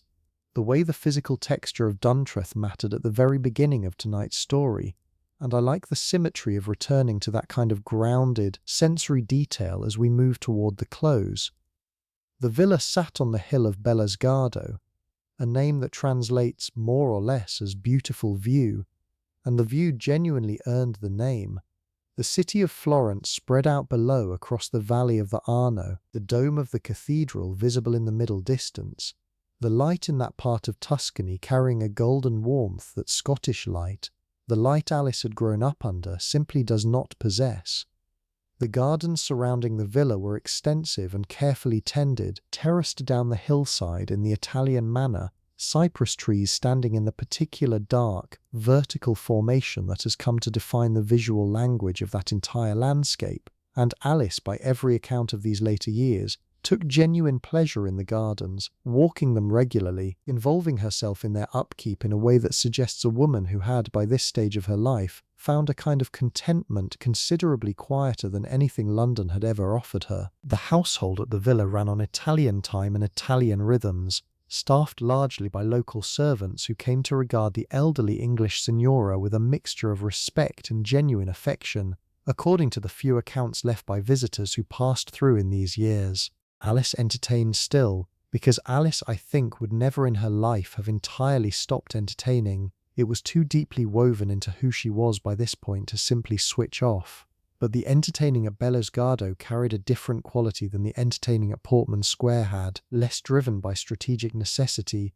more purely social, gatherings of friends and the occasional visiting dignitary who happened to be passing through Florence, conducted with all her old skill but without the underlying tension that had once made every single evening a kind of high-stakes performance. George, her husband, by now an old man himself, settled easily into this Italian retirement. The two of them, after more than 3 decades of marriage built on an arrangement that would have scandalized a stricter household, apparently as genuinely devoted to each other in their later years as any conventional couple could have hoped to be. In 1936, a piece of news reached them in Florence that must have struck Alice with a particular, private resonance that almost no one else reading the same headlines could have fully appreciated. Edward VIII, grandson of the King Alice herself had once loved, had abdicated the British throne rather than give up his own relationship with a woman the establishment refused to accept, the American divorcee Wallis Simpson. The entire nation and much of the watching world beyond it was consumed by the scandal, by the spectacle of a king choosing love, or something he called love, over the crown itself, a choice that would have been simply unthinkable within the world Alice had operated in decades earlier. And Alice, reportedly upon hearing the news, offered a single dry, perfectly timed remark that has survived, quoted by nearly every account of her later life, because it captures so completely the particular wit that had carried her through everything. "Things were done much better in my day," she is supposed to have said. I want to sit with that line for a moment because underneath its dryness, its perfect Edwardian understatement, there is an entire philosophy of survival compressed into 6 words. Alice had never once, in a full decade of loving a king, threatened the institution she orbited. She had built her entire life around the precise, disciplined understanding that discretion was not a limitation on love, but the very mechanism that allowed love, of a certain kind, to survive within a world that could never openly accommodate it. Edward VIII, by her own private standard, had simply failed to learn the lesson she had spent her whole adult life mastering. The Second World War arrived a few years later, and disrupted, as it disrupted everything else across Europe, the quiet Tuscan retirement Alice and George had built for themselves. They returned to England in 1940, initially settling with their daughter Sonia in the countryside, away from the bombing that was by then falling regularly on London and the other major cities. But Alice, by every account a woman who had never in her life found stillness particularly comfortable,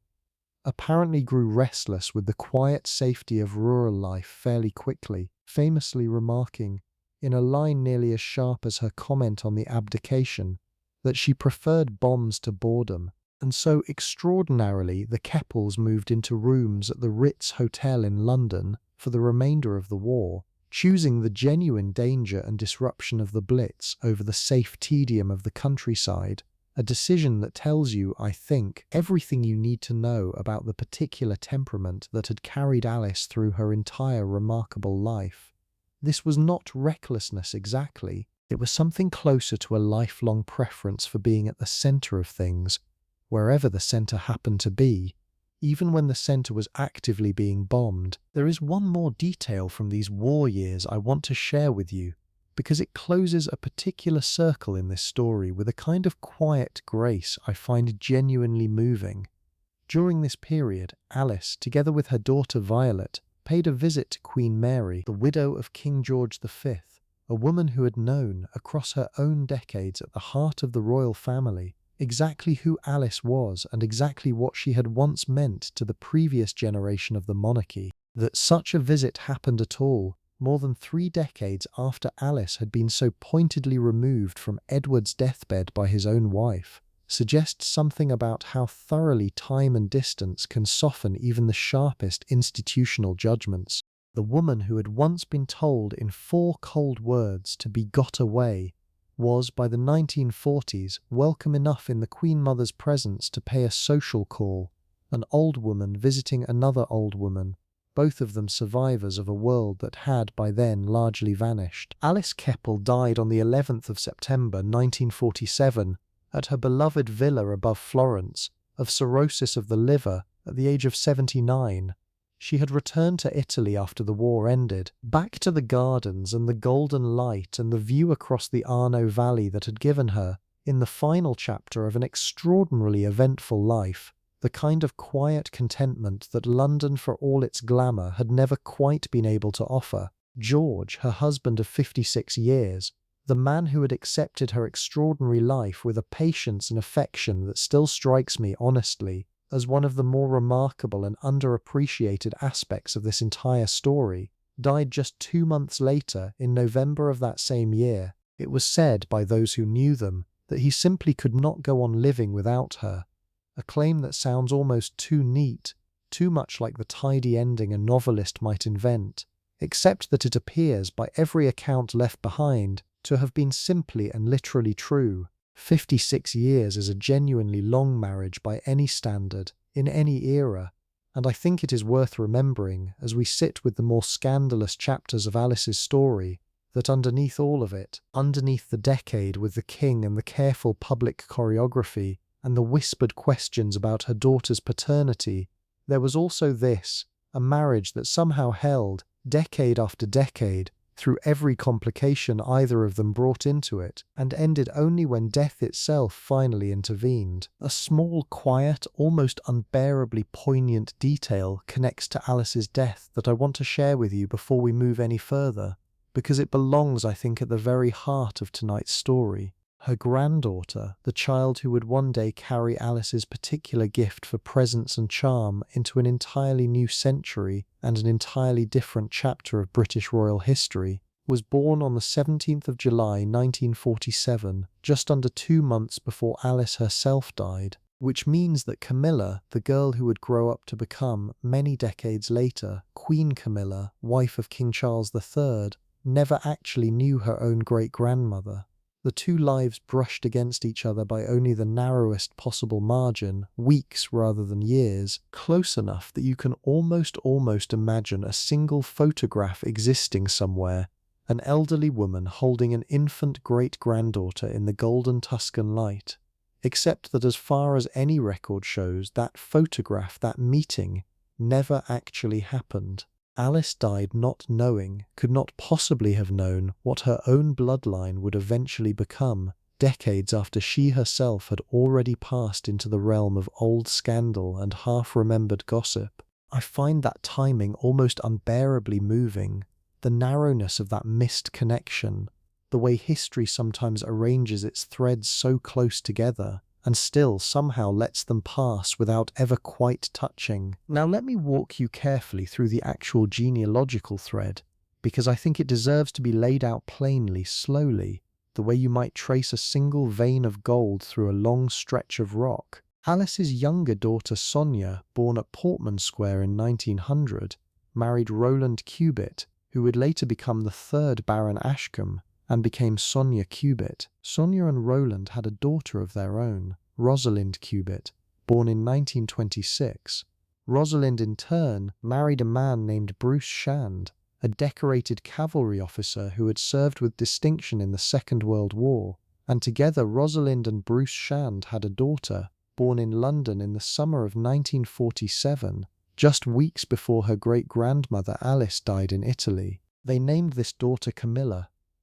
Shand. You already know, I suspect, roughly where this thread leads, but let me say it plainly anyway, because plain statement is sometimes the most powerful way to land a fact that has been building quietly across an entire evening. That infant, Camilla Rosemary Shand, born in 1947 with the blood of Alice Keppel running through her without her ever knowing the woman it came from, grew up to marry first an army officer named Andrew Parker Bowles, a marriage that would eventually end in divorce, and later, in April of 2005, to marry Charles, Prince of Wales, the man who would go on to become King Charles III upon his mother Queen Elizabeth II's death in September of 2022. Camilla Shand, great-granddaughter of Alice Keppel, the woman erased from her lover's deathbed by his own wife's 4 cold words, became in the fullness of time Queen Camilla, consort to the British throne, standing in the exact institutional position that Alice herself had spent an entire decade orbiting, but was never once permitted to formally occupy. I want you to sit with the full shape of that symmetry for a moment, because I think it is genuinely one of the strangest and most beautiful accidents in the whole long, tangled history of the British monarchy. King Edward VII, Alice's great love, was Camilla's husband's great-great-grandfather, which means that when Camilla, more than a century after Alice's own affair began, found herself drawn into her own long, complicated, deeply scrutinized relationship with the heir to that same throne, a relationship that would eventually, after decades of scandal and public disapproval and slow, patient rehabilitation, end in an actual marriage and an actual crown, she was walking without ever fully choosing to, in the exact footsteps her own great-grandmother had worn into that particular stretch of royal history more than 100 years earlier. Camilla is reported, by several biographers who have examined the family's own private law, to have grown up fully aware of the Keppel connection, aware that Alice had once loved a king, and there is a piece of family legend, impossible to verify with full certainty but persistent enough across multiple sources to be worth mentioning, that Camilla herself once remarked, upon beginning her own relationship with the then Prince of Wales, something to the effect that her own great-grandmother and his own great-great-grandfather had, after all, been very good friends. I cannot promise you the exact wording of that remark survives with total accuracy, family stories rarely do, but the underlying fact it points toward is entirely real and entirely documented. The connection was known. It was not a coincidence discovered later by genealogists poring over old parish records. It was a thread the family itself had always been aware of, quietly, the way families carry certain stories forward across generations without ever quite making them public. Let us talk for a while about the actual mechanics of erasure, because I think it deserves more careful attention than a single passing mention, and because it is in some ways the true emotional center of everything we have been building toward tonight. When official history gets written, when biographers and royal historians sit down decades or even a century after the fact to construct the authoritative record of a king's reign, they are working always from a particular set of available sources: court documents, official correspondence, the memoirs of ministers and courtiers who had their own reasons, personal and institutional, for shaping the record in certain directions. A relationship like Alice's with Edward, conducted so successfully outside the formal channels of documentation, precisely because that was the entire point, the entire achievement of the discretion she had spent a decade perfecting, leaves behind, almost by design, a thinner official trail than a relationship conducted more openly ever would.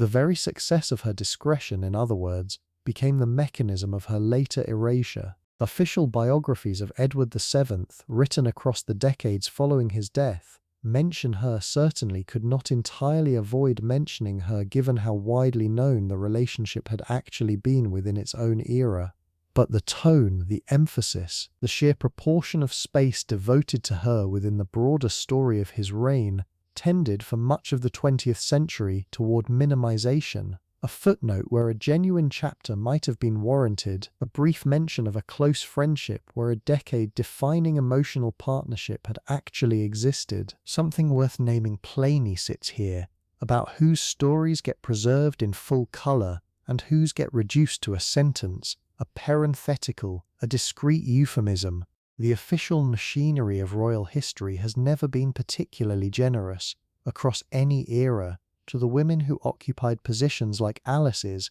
however central those positions actually were to the private human reality of the men whose reigns get memorialized in careful, dignified prose. Wives get chapters, children get chapters, mistresses, however beloved, however genuinely influential, however documented their political and personal importance actually was in the moment, tend to get a paragraph, if that, tucked into the margins of a story that was never really designed to make room for the full complexity of a man's actual private life. This is not a uniquely British phenomenon, of course. It is a pattern that repeats across the history of nearly every monarchy that has ever existed, but I think it lands with a particular sting in Alice's case specifically, because she was, by any honest accounting of the surviving evidence, one of the single most influential private figures in the entire decade of Edward VII's reign, trusted by ministers, tolerated and even befriended by the Queen herself, present at the King's deathbed until the very final hour, and yet reduced in so much of the official record that followed to little more than a scandalous footnote, a woman men found charming, safely contained within a sentence or two, before the narrative moved briskly onward to matters considered more properly historical. It has only been in more recent decades, as social history and the history of women's lives more broadly have gained the kind of serious scholarly attention they were long denied, that historians have begun going back through the archives with a different set of questions, asking not simply what the kings and ministers did,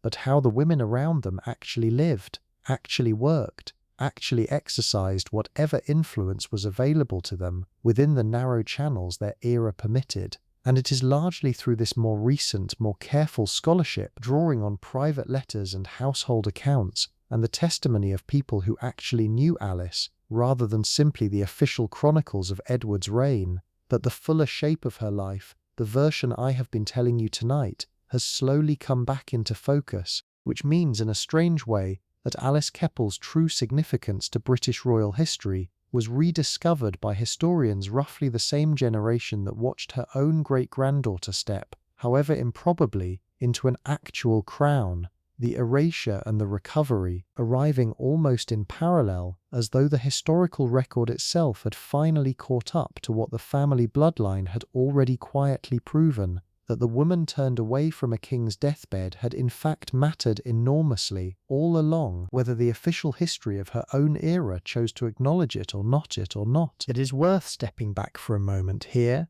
and placing Alice's particular situation within the much longer, much older tradition she was, whether she thought of it this way or not, actually participating in. The idea of the acknowledged royal mistress, a woman who occupied a recognized semi-formal position at the edge of a royal court without ever being the queen, stretches back centuries across European history, long before Alice or Edward were ever born. The French court in particular had developed the role into something close to an actual institution, the maîtresse en titre, the official mistress, a position held across the 17th and 18th centuries by women like Madame de Pompadour and Madame de Barry, women who wielded genuine political influence, commissioned art and architecture, shaped fashion and taste across an entire kingdom, all while occupying a position that had no legal standing whatsoever and could be revoked instantly and completely the moment royal favour shifted elsewhere.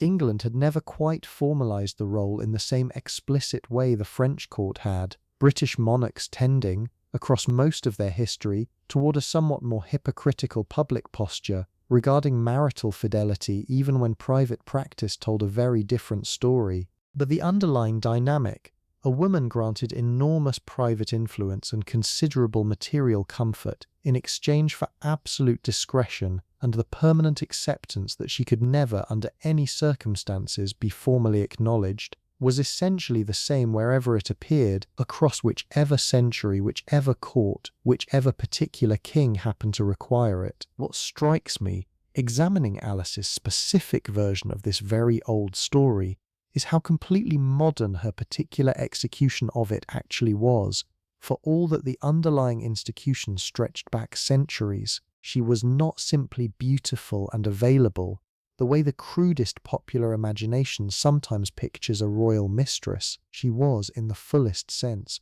professionally skilled at a specific and demanding set of tasks: emotional management, social choreography, discretion maintained under sustained pressure across a full decade, political sensitivity deployed at exactly the right moments to be genuinely useful to the government of the day. If you strip away the romantic framing entirely, what Alice Keppel actually did for 10 years was perform an extraordinarily demanding job, one with no formal title, no contract, no fixed salary in the conventional sense, no legal protections whatsoever, and no possibility of ever publicly claiming credit for the skill it required. And she performed it, by every available measure, better than any of the women who had attempted something similar before her, precisely because she understood, more completely than her predecessors had, that the discretion itself was not a limitation on the role, but the entire substance of it. Let me bring you back now gently to London, and walk you through one more dimension of that world I have not yet fully described, the presentation at court, because it is a ritual that captures, better than almost any other single custom of the era, the particular theatre that Alice had spent her entire adult life mastering. A young woman of good family, upon reaching the appropriate age, generally somewhere around 17 or 18, would be formally presented to the reigning monarch in an elaborate ceremony that marked her official entry into society, the moment she stopped being simply a schoolroom girl and became, in the strict social sense, a woman eligible for courtship and marriage. The ceremony required an elaborate court dress, a train of prescribed length trailing behind her, ostrich feathers arranged in her hair according to precise regulations, white gloves, the whole costume assembled at enormous expense for what amounted to a few minutes of formal movement through a receiving line, a curtsy executed with exact practiced correctness before the monarch, and then the retreat, walking backward because one never, under any circumstances, turned one's back on royalty, a rule that required weeks of private practice to execute smoothly in a dress with a train several feet long. Alice herself would have undergone some version of this ceremony in her own youth, presented most likely sometime in the early 1880s, the specific occasion swallowed now by the general blur of historical record that surrounds a family of the Edmonstones' relatively modest public profile. But the ritual itself, the exact choreography of appearing before royalty, curtsying correctly, retreating without stumbling, without a single misstep, is worth understanding as the formal ceremonial version of a skill Alice would spend the rest of her adult life deploying in far less formal, far more consequential settings, in drawing rooms and dining rooms rather than throne rooms, but requiring at bottom exactly the same discipline, exactly the same total command over one's own body and expression in the presence of power. I want to go back for a while to the actual physical objects of that world, because I think there is something genuinely soothing about slowing down into the specific textures of a vanished way of living,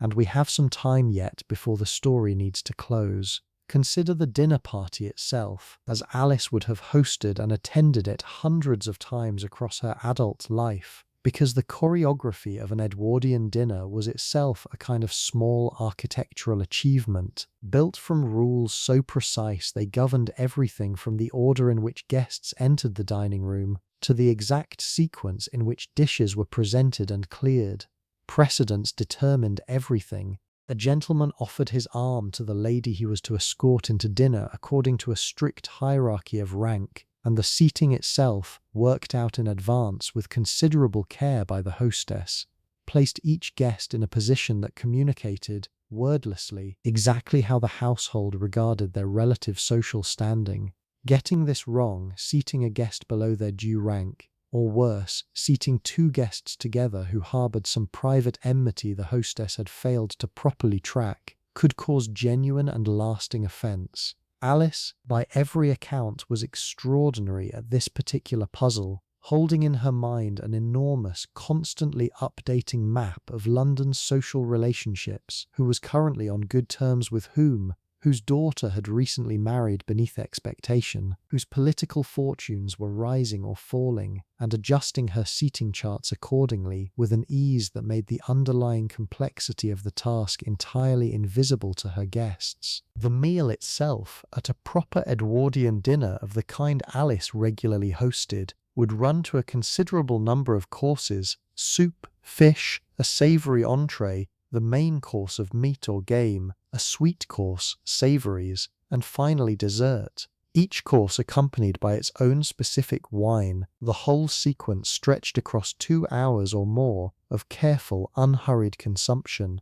Conversation followed its own rules too. A guest was expected to speak first to the person on one side through the earlier courses, and then, at a signal from the hostess, turn and address the person on the other side for the remainder of the meal, ensuring that no single guest monopolized another's attention for the entire duration, and that everyone present had the chance to feel personally attended to at some point during the evening. Alice managed this rhythm from her position at the head or foot of the table with the same instinctive precision she brought to everything else, sensing exactly when a conversation had run its natural course and needed the gentle intervention that would redirect the table's attention elsewhere. After dinner, the ladies would withdraw to the drawing room, leaving the gentlemen to their port and cigars and the particular kind of masculine conversation, politics, business, occasionally rather less proper subjects that Edwardian custom considered unsuitable for mixed company. This separation, which strikes modern ears as almost comically restrictive,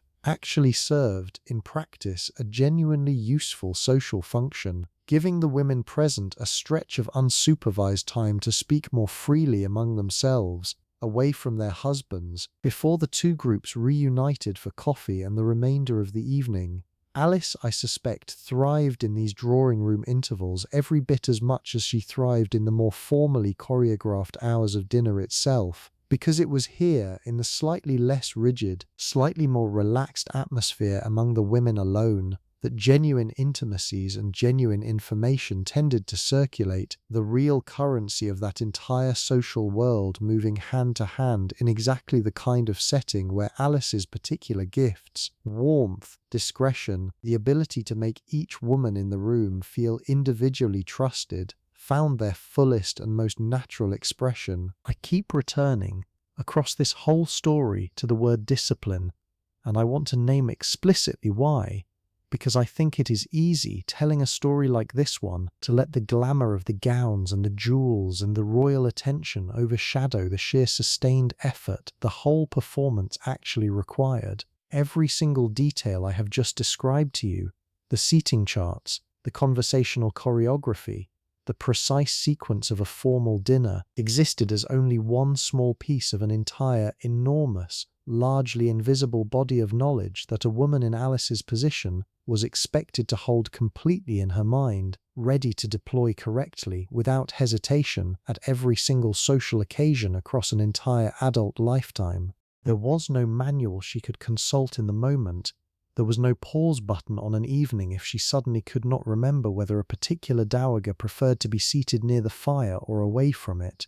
The knowledge had to be complete, internalized, instant, and it had to look, at every moment, like it required no effort whatsoever, like Alice was simply a naturally gracious woman rather than a woman executing, flawlessly, hour after hour, decade after decade, one of the most demanding unpaid performances the era had to offer. Let me tell you a little more about the House of Fabergé itself, because I mentioned it earlier and I do not think I gave it the attention it deserves, and there is something genuinely fascinating in the craft itself that I think is worth slowing down for. Peter Carl Fabergé built his reputation in St. Petersburg through a level of technical precision that jewelers across Europe struggled to match, working not simply in precious stones but in a technique called guilloché enamel, in which a metal surface is first engraved with an intricate, machine-turned pattern, tiny repeating lines and geometric textures cut with mechanical precision,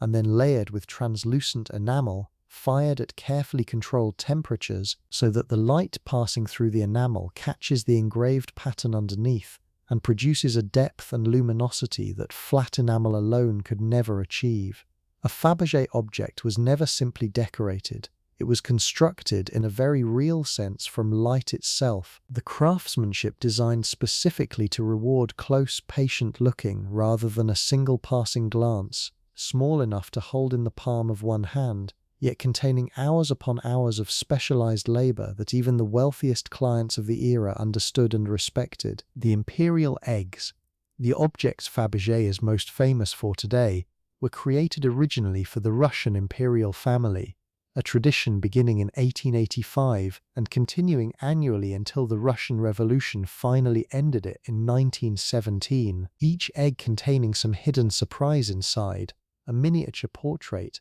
a tiny mechanical bird, a perfect scale model of a palace, revealed only when the egg itself was opened along some concealed seam invisible to anyone who did not already know exactly where to look. Edward and the wider circle of European royalty and wealthy patrons who admired the Russian imperial commissions became clients themselves, ordering smaller pieces, cigarette cases, picture frames, small decorative boxes, animals carved from hardstone with an anatomical accuracy that still impresses collectors today, objects considerably less grand than the imperial eggs, but built from the exact same underlying philosophy, that an object given as a gift between people who could not speak plainly to each other could nonetheless carry in its craftsmanship alone a message no words were permitted to state directly. For Alice, receiving a gift of this kind from Edward would have meant something quite specific within the private language the two of them had developed across their years together. The object itself mattered, certainly its beauty, its rarity, the obvious expense it represented, but the deeper meaning lived in the attention the gift implied, in how selecting a piece from Fabergé's workshop, or commissioning one specifically, required time, thought, correspondence with the house's representatives, a level of consideration that a hastily purchased piece of ordinary jewellery could never quite match. It said, in effect, "I thought about you carefully. I considered what would please you specifically. I am willing to invest real effort into telling you this, even though I cannot tell you outright." That is, I think, one of the quieter tragedies buried inside the whole discreet architecture of their relationship,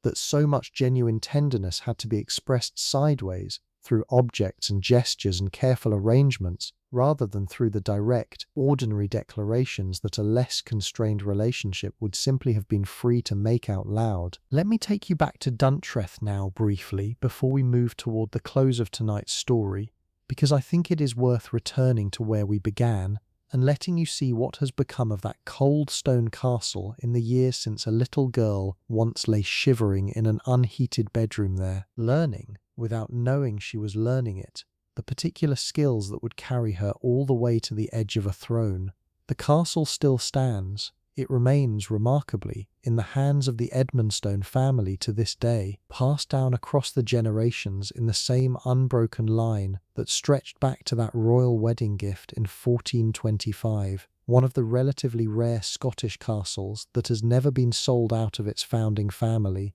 never converted entirely into a hotel or a museum, still, in a very real sense, simply a family home that happens to be several centuries old. The grounds are used now, at least in part, for weddings and private events, a modern accommodation to the enormous cost of maintaining a building of that age and scale, the same cold corridors that once chilled a young Alice, now occasionally warmed by string quartets and marquees full of contemporary celebration. If you were to visit today, and people do in modest numbers, you would find the same essential stones Alice knew as a child, the same deep-set windows, the same particular quality of Stirlingshire light moving slowly across old floors, a building that has genuinely outlasted every single person who ever lived within its walls during the 1870s, exactly as it was built 400 years earlier to do. Now I want to bring the thread all the way forward gently into the world many of you watching this tonight actually remember living through yourselves, because I think the final turn of this story is the part that makes the whole evening worth having spent together. Camilla Shand, Alice's great-granddaughter, grew up in the 1950s and 60s in a world that had, on the surface, changed enormously from the one her great-grandmother had once moved through, and yet underneath that surface still operated according to a surprisingly similar set of rules about discretion, propriety, and exactly what a woman connected to the royal family was and was not permitted to be seen doing. She met Charles, then Prince of Wales, for the first time in the early 1970s, and the two of them formed an attachment that, for reasons of timing and circumstance, and the particular pressures the royal family placed on its heir apparent regarding marriage, did not at that point lead anywhere permanent. Camilla married Andrew Parker Bowles in 1973. Charles, several years later, under enormous institutional pressure to marry someone considered suitably young and untouched by prior romantic history, married Lady Diana Spencer in 1981, in a wedding watched by an estimated global audience of several 100 million people, the single most photographed, most publicly consumed royal event of the entire 20th century. And then, across the following decade and a half, the relationship between Charles and Camilla, which had never fully ended despite both of their separate marriages, became the central, devastating fact of one of the most painfully public royal scandals in modern British history. Unlike Alice, who spent an entire decade successfully managing her own royal relationship in near total public silence, Camilla found herself operating in a world that had lost, almost entirely, the particular institutional discretion that had once protected figures in her position. The press of the 1980s and 1990s bore almost no resemblance to the deferential, tightly controlled newspapers of the Edwardian era.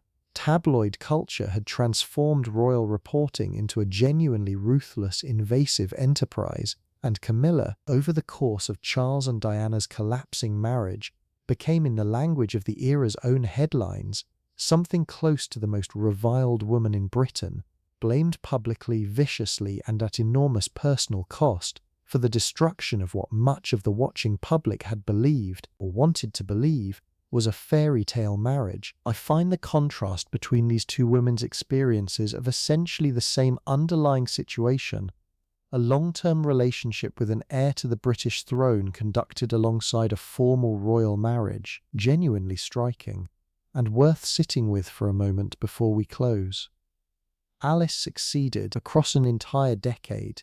precisely because the world she operated in still possessed the specific machinery of discretion that made her position sustainable, an aristocracy and a press that understood and largely respected the difference between what everyone privately knew and what was permitted to be said in public. Camilla, operating in an era that had dismantled almost all of that protective machinery, endured instead a level of public exposure and public condemnation that Alice, whatever private anguish she may have carried, was simply never forced to face. Two women, separated by roughly a century, connected by blood, both loving a future King of England outside the bounds of his formal marriage, and encountering, because of nothing more than the accident of which particular decade they happened to be living through, two entirely different fates. And yet, remarkably, the story did not end there for Camilla, the way it might easily have ended, the way public opinion in the mid-1990s would have confidently predicted it would end. Diana died in a car accident in Paris in August of 1997, an event that briefly intensified public hostility toward Camilla even further, blame settling onto her with an unfairness that took years, genuine, patient years, to begin dissolving. But dissolve it eventually did. Camilla and Charles married in a civil ceremony in April of 2005, a wedding conducted with considerably less pageantry and considerably more caution than Charles's first marriage had received. Camilla taking the title Duchess of Cornwall rather than Princess of Wales, a title chosen deliberately, carefully, to avoid direct comparison with the woman whose memory still occupied such a complicated, tender place in the national imagination. And then, slowly, across the following 17 years, through nothing more dramatic than sustained, patient, careful public conduct, remarkably similar in its underlying discipline, if not its specific content, to the discretion Alice herself had once mastered, Camilla's public standing began gradually, genuinely to recover. When Queen Elizabeth II died in September of 2022, after 70 years on the throne, Charles became king, and Camilla, in accordance with an announcement the late Queen herself had made in the final year of her reign, became Queen Consort, and then, following the formal coronation in May of 2023, simply Queen. Queen Camilla, great-granddaughter of Alice Keppel, standing in Westminster Abbey, crowned, formally, officially, permanently written into the record of the British monarchy in a way that her own great-grandmother, despite a full decade of devoted, disciplined, genuinely influential closeness to a king, was never once permitted to be. I do not think it is overstating the case to say that something in this final turn feels almost like an answer, however unintentional, however accidental in the grand mechanical sense that history rarely arranges itself with tidy narrative satisfaction, a debt the institution never meant to acknowledge, let alone repay, quietly settling itself, a century later, through nothing more than the ordinary, patient continuation of a single bloodline. I want to slow all the way down now, because we are getting close to the end of tonight's story, and I think there is something worth lingering over before we let it close properly. There is a particular kind of woman that history keeps producing, generation after generation, era after era, a woman who is given by circumstance and birth and temperament an unusual amount of personal power, charm, intelligence, presence, the ability to move a room simply by entering it, and almost no formal channel through which that power is permitted to be exercised directly. She cannot run for office, she cannot inherit the title that would give her authority in her own right. She cannot even, in Alice's specific case, be publicly acknowledged for the very relationship that constitutes the central achievement of her adult life. And so that power finds its outlet sideways, through influence rather than office, through the careful, patient cultivation of rooms and relationships and reputations, through 1,000 small unrecorded decisions about who to seat where, and what to say when, and how long to hold a silence before filling it. This is not a lesser form of power, whatever the official histories of any given era might have implied, by simply failing to write it down. It is simply a form of power that operates in a register the official record was never designed to capture, and I think one of the genuine gifts of the last few decades of historical scholarship has been learning to look for that register deliberately, to go back through old letters and household accounts and the private testimony of people who actually lived alongside women like Alice, and to finally give that quieter sideways power its proper weight in the larger story. There is something else I keep thinking about, turning this whole story over in my mind, and it has to do with the specific, strange loneliness of being the woman everyone watches and almost nobody actually knows. Alice spent a full decade being observed with extraordinary intensity by the king who loved her, by the queen who tolerated her, by an entire social world that discussed her constantly, in whispers, in coded remarks, in the careful language of people who understood exactly what they were talking about, while never once saying it plainly. And underneath all of that observation, all of that constant, sustained attention, I wonder how much of the actual private Alice, the girl who once ran the moors above Duntreath with her brother Archibald, who learnt to bowl a cricket ball among the estate's gillies, who was funny in a low, dry, unshowy way that caught people off guard when she was still small enough to be overlooked among 8 older sisters, ever fully survived the transformation into the perfectly poised, perfectly discreet woman London society came to know. I do not think we can ever fully answer that question, not with the sources available to us, not at this historical distance, but I think it is worth asking anyway, worth sitting with the possibility that the woman history remembers charming, composed, endlessly capable, may have been in her most private hours considerably more complicated, more tired, more genuinely uncertain than the performance ever let anyone see. And yet, and this feels important to say clearly, before we let the story close,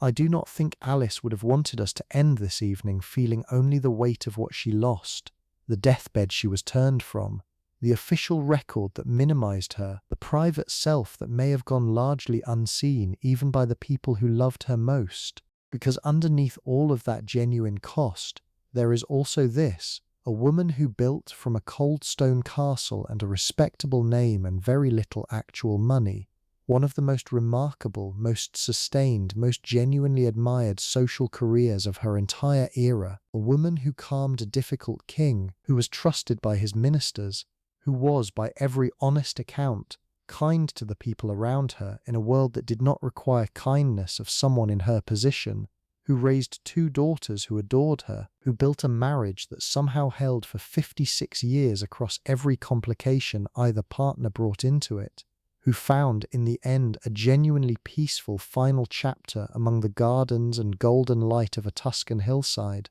and whose bloodline, whether she could have imagined it or not, would eventually walk into Westminster Abbey and receive the exact formal acknowledgement history had once denied her. That is not simply a story of loss. That is a story of a woman who played an extraordinarily difficult hand across an extraordinarily long life, with a skill and a grace that very few people in any era ever managed to sustain for anywhere near as long as she did. Let me tell you a little more about Violet, Alice's elder daughter, because her story, running alongside her mother's in these same years, offers a kind of illuminating contrast that I think deepens everything we have already discussed about discretion and its limits. Violet grew into a young woman of genuine literary talent, sharp-witted, unconventional, and by her early 20s had fallen deeply passionately in love with Vita Sackville-West, herself married, herself a writer of considerable accomplishment,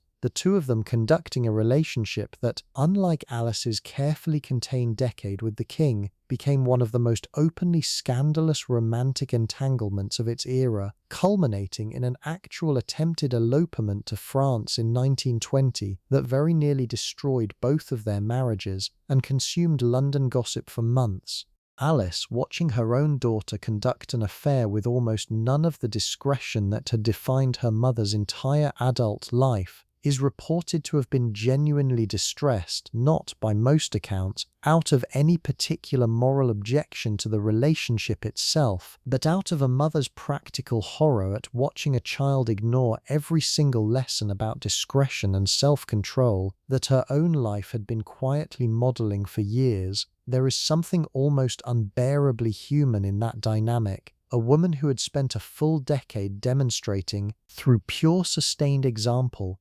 exactly how a scandalous relationship could be conducted without ever detonating a family's reputation, watching her own daughter choose openness, drama, exposure, the exact opposite path, and finding herself powerless to prevent it. Violet eventually settled, in a fashion, into a long later life as a writer and society figure in her own right, her relationship with Vita fading into a complicated, occasionally rekindled friendship that lasted in one form or another for decades. But the contrast between mother and daughter's approach to essentially similar romantic circumstances remains, I think, one of the more quietly fascinating footnotes to Alice's own more disciplined story. Sonia, the younger daughter, took a considerably quieter path, marrying Roland Cubitt in 1920, and settling into a life that, on its surface at least, involved none of the dramatic scandal that had touched both her mother and her sister.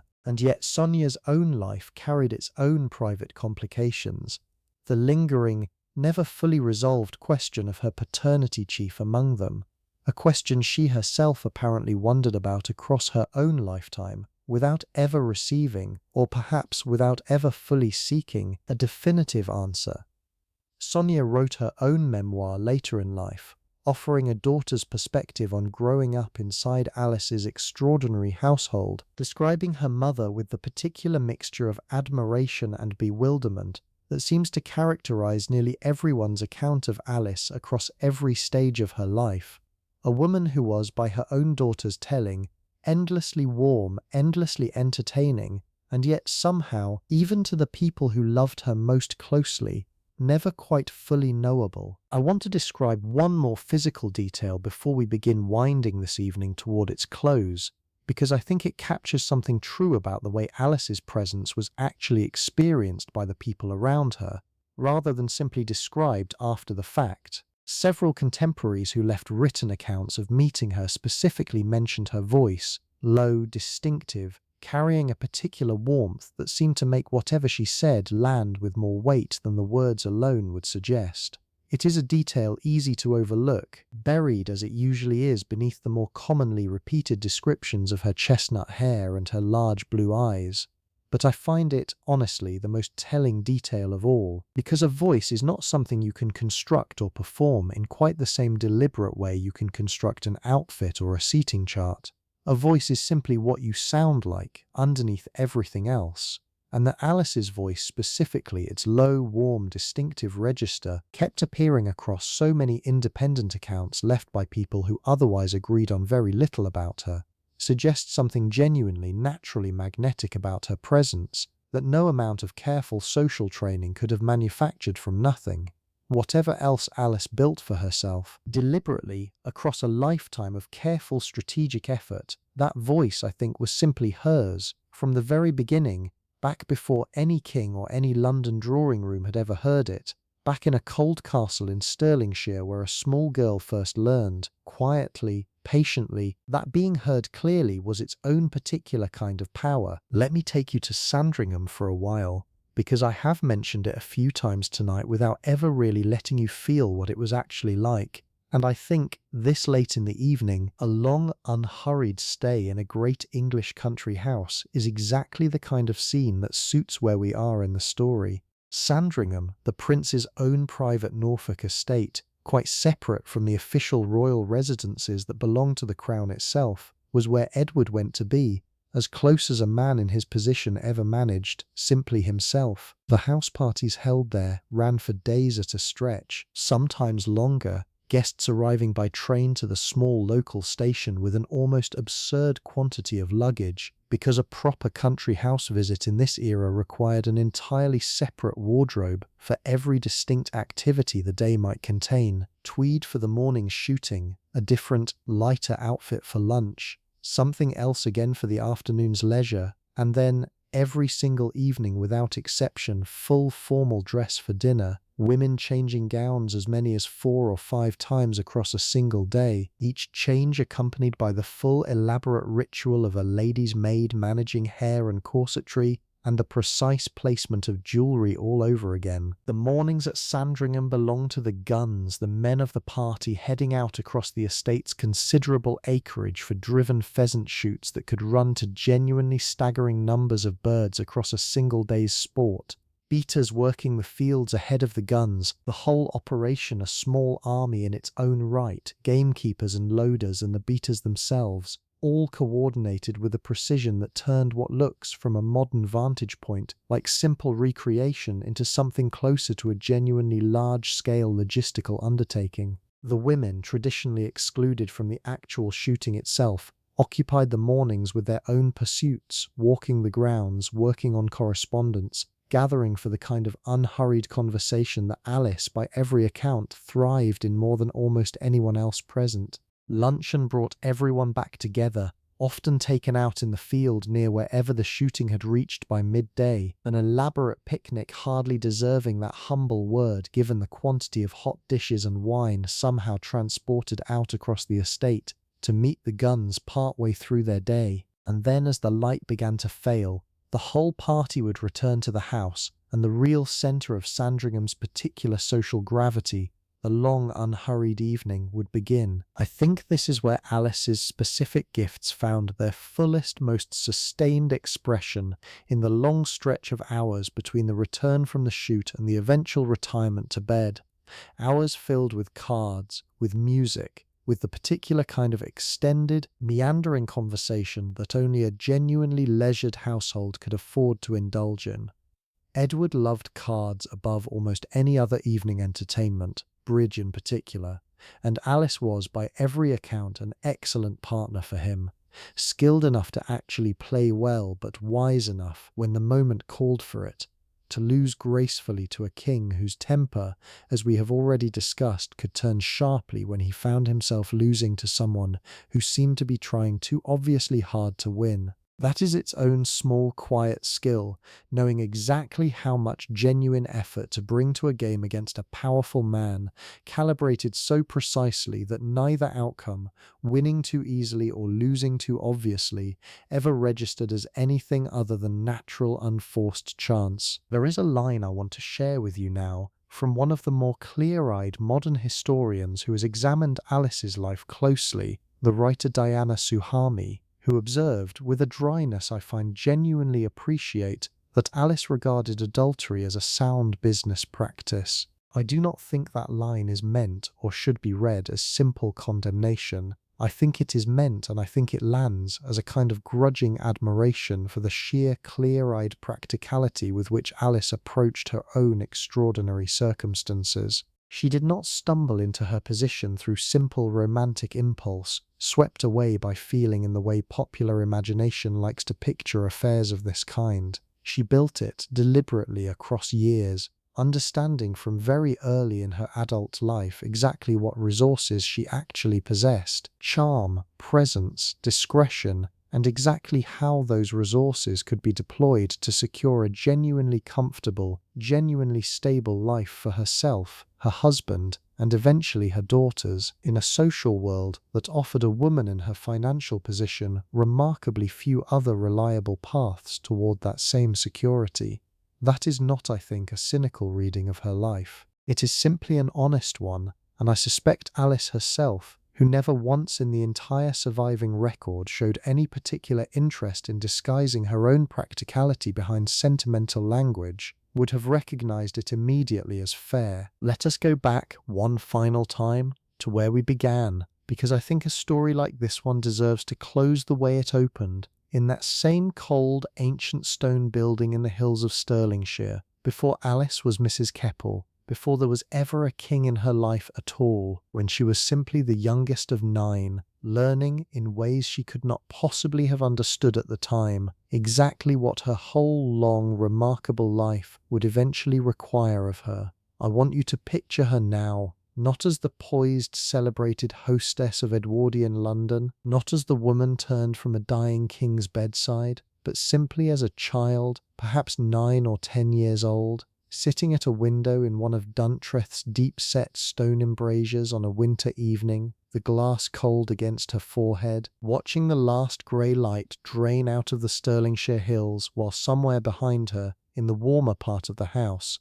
her older sisters practice piano and her father, home briefly from his naval postings, reads by the fire. She does not know yet what she will become. She does not know that a king will one day depend on her to steady his temper, that ministers will quietly seek her help in managing matters of state, that she will be gifted objects crafted by the finest jewellers in St. Petersburg, that she will stand at the edge of a dying king's bed and then, in the same hour, be told, coldly, finally, to leave it. She does not know that her own daughter will scandalize London with a love affair conducted in the open, or that her granddaughter will carry her memory quietly forward into a century Alice herself will never see, or that a great-granddaughter born in the very weeks of her own death will one day be crowned queen in Westminster Abbey, closing a circle that began 400 years before any of them were born, with a king giving his daughter a castle as a wedding gift. All she knows in this particular moment, sitting at this particular window,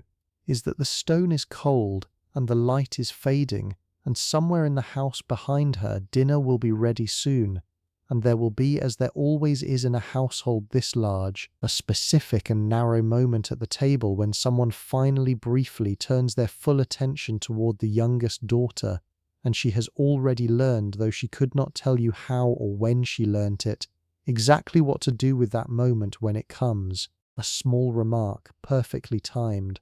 a held silence filled at exactly the right instant, the particular quiet magic of making a room, however briefly, however modestly, turn its attention toward her, not through demand, never through demand, but through the simple, mysterious, entirely her own gift of being genuinely, effortlessly worth listening to. That gift carried her out of this castle and across an entire extraordinary life, through the calling cards and the mourning etiquette and the choreographed royal visits, through a decade with a king who needed her more than the official record would ever admit, through a deathbed she was ushered into, and then, in the final hour, ushered back out of, through exile and return and rebuilding, through 56 years of a marriage that somehow held despite everything both partners brought into it, through a golden Tuscan retirement and a wartime return to the danger and restless energy of London, through a death in 1947 that came, by the narrowest possible margin, just weeks before her own great-granddaughter was born into a world Alice would never see her inherit. It carried her in the end further than she could ever have imagined, sitting at that cold window as a girl, watching the light fail over the Campsie Fells, waiting for dinner, waiting, though she did not know it yet, for an entire remarkable life to begin unfolding in front of her. One careful, deliberate, beautifully executed room at a time, and it carried her finally across a century she never lived to see, into a story she could not possibly have imagined. A great-granddaughter standing in Westminster Abbey, crowned, acknowledged, formally and permanently written into the record of the very institution that had once, in its coldest possible moment, sent Alice herself away. I do not think history often arranges itself into endings this neat. Most stories simply stop, incomplete, their loose threads left dangling forever, unresolved. But this one, somehow, against every reasonable expectation, found its way to something that looks, from where we are sitting tonight, remarkably like closure, like a debt quietly, patiently, unknowingly repaid across 4 generations of women who never once set out to repay it, who simply lived their own lives, made their own choices, loved the men they happened to love, and let the accumulated weight of all of it settle, eventually, into a shape that even Alice, with all her legendary skill at reading a room, could never have predicted from the vantage point of that cold Scottish window. Before we let the story rest entirely, I want to tell you a little more about Queen Alexandra herself, because I think she deserves more than the role of simple obstacle I have sometimes let her occupy tonight, appearing mainly at the moments of tolerance and, finally, rejection. Alexandra was a genuinely complicated woman in her own right, a Danish princess who had come to England as a teenager to marry a man everyone around her understood, from the very beginning, to be constitutionally incapable of fidelity, and who built across her own long life a set of private accommodations and private consolations that had nothing whatsoever to do with her husband's parade of mistresses. She suffered for much of her adult life from a progressive hearing loss that left her increasingly isolated within the very rooms she was expected to preside over, a private difficulty she managed, by every account, with the same quiet, disciplined grace that Alice herself brought to her own very different set of circumstances. Alexandra found genuine solace in her children, particularly in the years before they grew and scattered into their own separate lives, and in a small, close circle of friends who understood and respected the particular deafness that made large social gatherings, the very gatherings her position required her to host and attend constantly, into a source of real private exhaustion rather than pleasure. I think it is worth holding these two women, Alexandra and Alice, side by side for a moment, rather than simply treating one as the wronged wife and the other as the intruding mistress, because the reality of their relationship, as best the surviving record allows us to reconstruct it, was considerably more complicated than that simple framing suggests. Both women, in their own very different ways, were managing an impossible man, a husband to one, a lover to the other, whose appetites and temper and restless need for constant stimulation would have exhausted almost anyone required to accommodate them at close range, for any extended length of time. Alexandra, unable to divorce him, unable to fundamentally change him, unable even to fully participate in the social whirl he required given her own increasing deafness, appears to have arrived, with what strikes me as genuine emotional intelligence,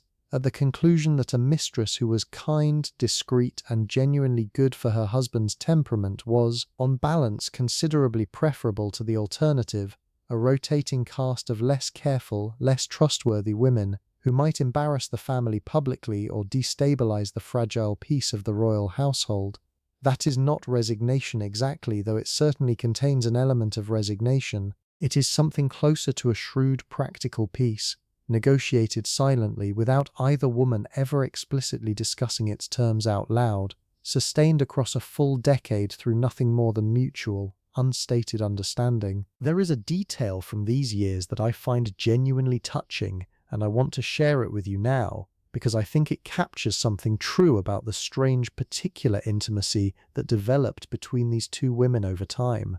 When Alexandra fell seriously ill herself, at one point during these years, it was reportedly Alice, alongside the Queen's own closest friends, who helped arrange for a particular treatment and comfort during her recovery, a small act of genuine care extended from the mistress toward the wife, entirely unnecessary, entirely voluntary, offered simply because Alice, whatever else she was, whatever complicated position she occupied in that household, appears to have genuinely personally liked and respected Alexandra, and to have wanted, in whatever quiet ways were available to her, to ease the burden of a woman managing her own very different, very difficult set of circumstances. I cannot promise you every detail of that particular episode survives with perfect documentary certainty. These kinds of private domestic kindnesses rarely leave behind the same clear paper trail that scandal does. But the broader pattern it points toward, genuine mutual regard existing alongside genuine institutional betrayal, both entirely true at the same time without cancelling each other out, feels to me like one of the most honestly human details in this entire long, complicated story. Edward himself, the man at the centre of all of this careful, sustained female diplomacy, was known throughout his life by the affectionate family nickname Bertie, short for Albert Edward, and I think it is worth remembering, this late in the evening, that underneath the crown and the appetite and the difficult temper, he was in the end simply a man who had spent nearly 60 years waiting for a job that never seemed to arrive, kept deliberately, sometimes cruelly, at arm's length from any genuine political responsibility by his own mother across the entire long span of her reign, filling the resulting emptiness with food and cigars and horses and women and cards, restless in a way that a modern reader might recognize, if we are honest, as something close to what we would now call chronic understimulation,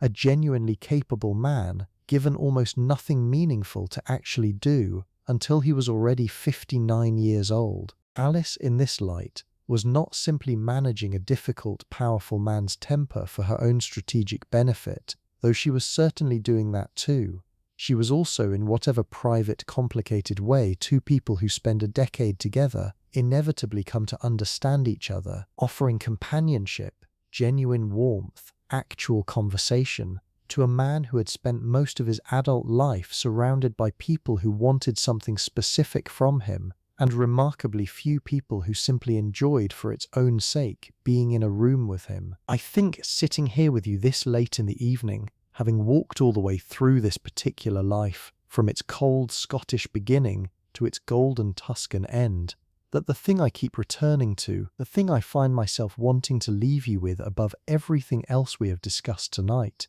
is not really about kings or castles or crowns at all. It is about the particular quiet skill of making yourself indispensable to a room, without ever once demanding that the room acknowledge you for it. That is such a strange, specific talent, and it is one our own era, honestly, has mostly lost the vocabulary to properly value. Living as we do in a world that tends to prize visibility above almost everything else, that measures worth in followers and likes and public acknowledgement, rather than in the slower, quieter currency Alice spent her entire life accumulating. She never once, across a full decade at the absolute centre of the most powerful court in Europe, needed the world to know what she actually was to the king. She needed only the small, specific circle of people who actually mattered, Edward himself, Alexandra, the handful of ministers who occasionally used her influence for genuinely consequential purposes, to understand it completely, while everyone else was permitted to see only the version she had carefully, deliberately constructed for public consumption. That is a genuinely difficult way to live, holding your real significance privately, letting the wider world see only a fraction of what you actually are. And yet I think there is something in it too, something almost restful, that a modern audience, so thoroughly accustomed to performing our entire lives in public, might actually find themselves quietly envying if we let ourselves sit with it long enough. Sir Harold Acton's description of her keeps coming back to me tonight, that none could compete with her glamour as a hostess, that she could have impersonated Britannia in a tableau vivant and done that lady credit. I love that image, honestly. A woman so completely, so naturally commanding that she could stand in for the entire personified idea of a nation and somehow make it look effortless. And yet underneath that glamour, underneath the alabaster skin and the chestnut hair and the low, distinctive voice that so many contemporaries independently remembered, there was always, I think, still that youngest child from Duntreath, watching from the far end of a long dinner table, learning early and thoroughly exactly what it took to make a room turn, however briefly, however modestly, toward her. The girl and the woman were never, I suspect, fully separate people. The castle never really left her, even as she moved through the grandest rooms London and the wider world of European royalty had to offer. It simply moved with her, quietly, invisibly, the cold stone discipline of that childhood, underneath every warm, effortless performance that followed it. I think too about the particular shape of erasure this story has traced across a full century, the way official memory chose for decades to reduce an extraordinarily significant woman to a discreet footnote,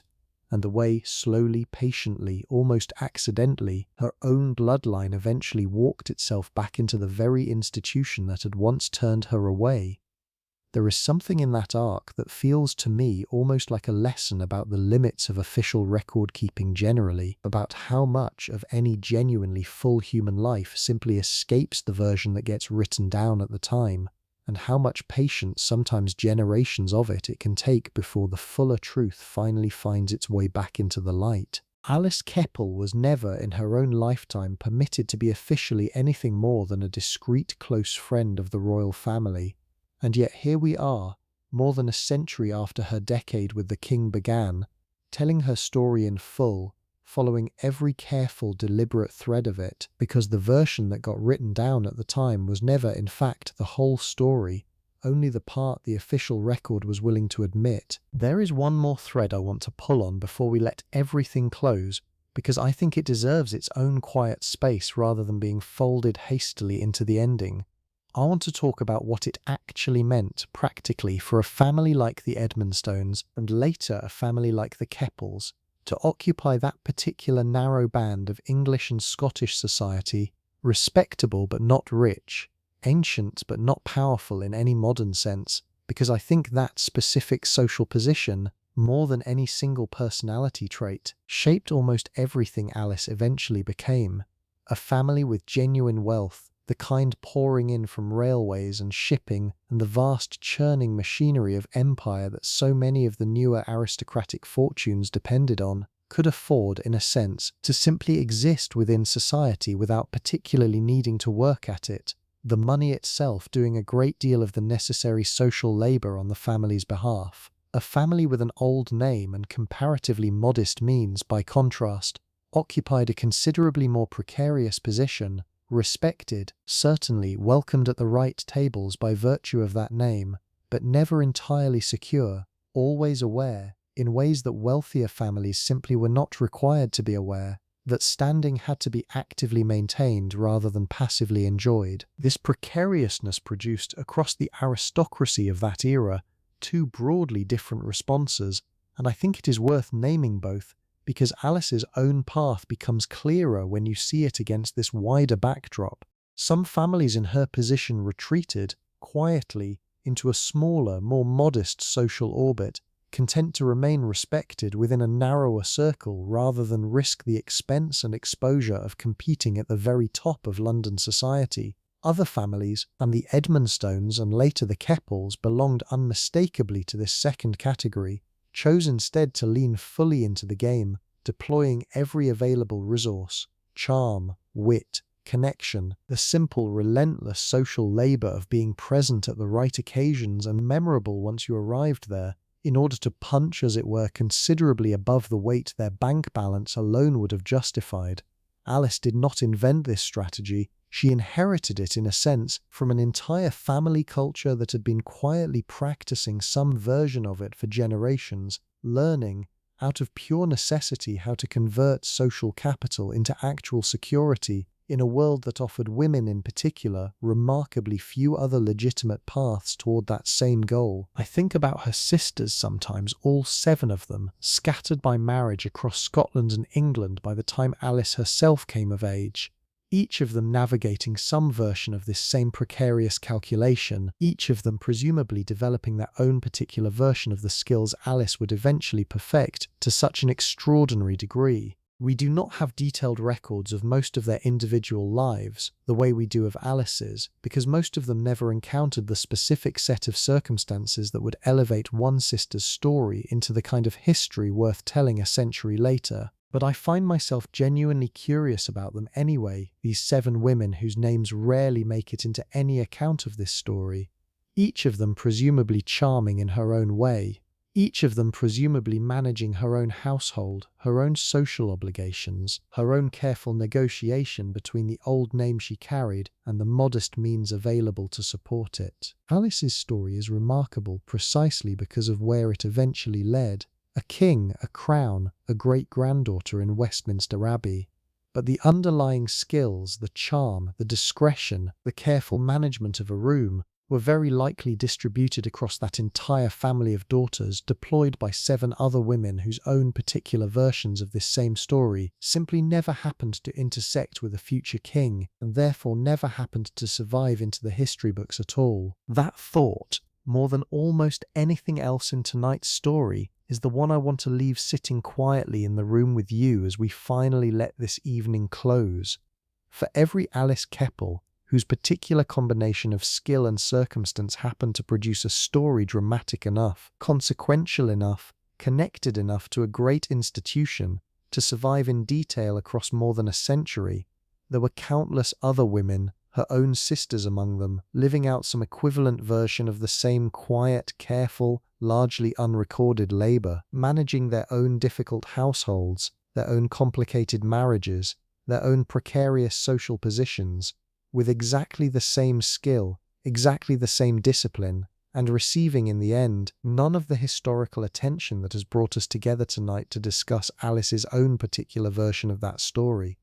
I do not say that to diminish what we have spent this evening exploring. I say it because I think it is true, and because I think there is something worth honoring in all of those unrecorded lives too.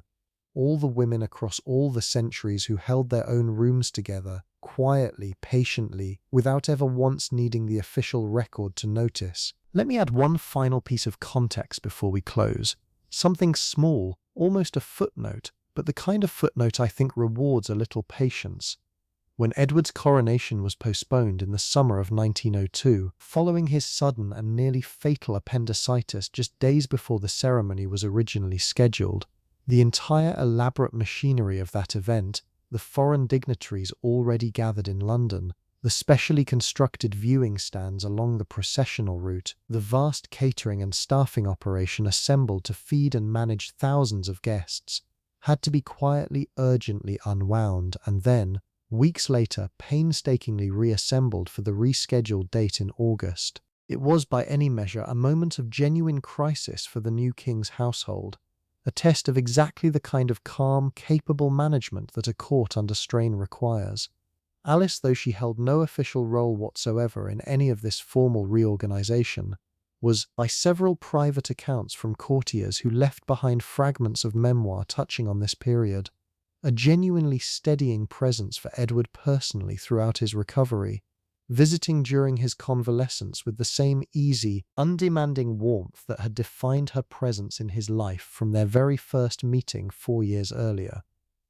It is a small detail, easily lost among the grander sweep of coronations and crowns, but I think it captures something true about the actual, daily texture of what Alice provided. Not grand political intervention, not dramatic rescue, simply the quiet, reliable comfort of a familiar, trusted presence during a frightening and uncertain stretch of days. The kind of ordinary human care that rarely makes it into official history at all, however much it may have actually mattered to the person receiving it. One last figure deserves a mention before we close, and that is Archibald himself, the brother Alice grew up beside, the one nearest her in age among all those siblings, the boy she once roamed the moors with and learned cricket from among the estate's gillies. Archibald eventually inherited Duntreath and the baronetcy, becoming the 5th Baronet of Duntreath in his own right, and it was Alice, in the fullness of her influence at court, who secured for him the position of groom-in-waiting during the final years of Edward's reign, a quiet honour that placed her own brother, however modestly,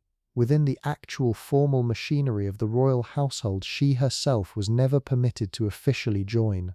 I find something fitting in that small circular gesture, the girl who left Duntreath as a young woman with nothing but a good name eventually reaching back, years later, from the very centre of English royal life, and pulling her own brother forward into it alongside her, repaying in her own quiet way whatever debt of shared childhood the two of them had accumulated together in that cold stone castle, decades earlier, when neither of them had any idea where either of their lives would eventually lead. Think, too, about the sheer physical distance this story has travelled, the miles alone, from a wind-swept hillside above Loch Lomond to the marble and gaslight of Mayfair, from the beaches near Biarritz to the terraced gardens of a Tuscan hillside, from a quiet churchyard burial in Florence to the vaulted stone of Westminster Abbey nearly a century later. A single bloodline moving steadily across an entire map of Europe and back again, carrying with it, generation after generation, whatever particular combination of charm and discipline and quiet endurance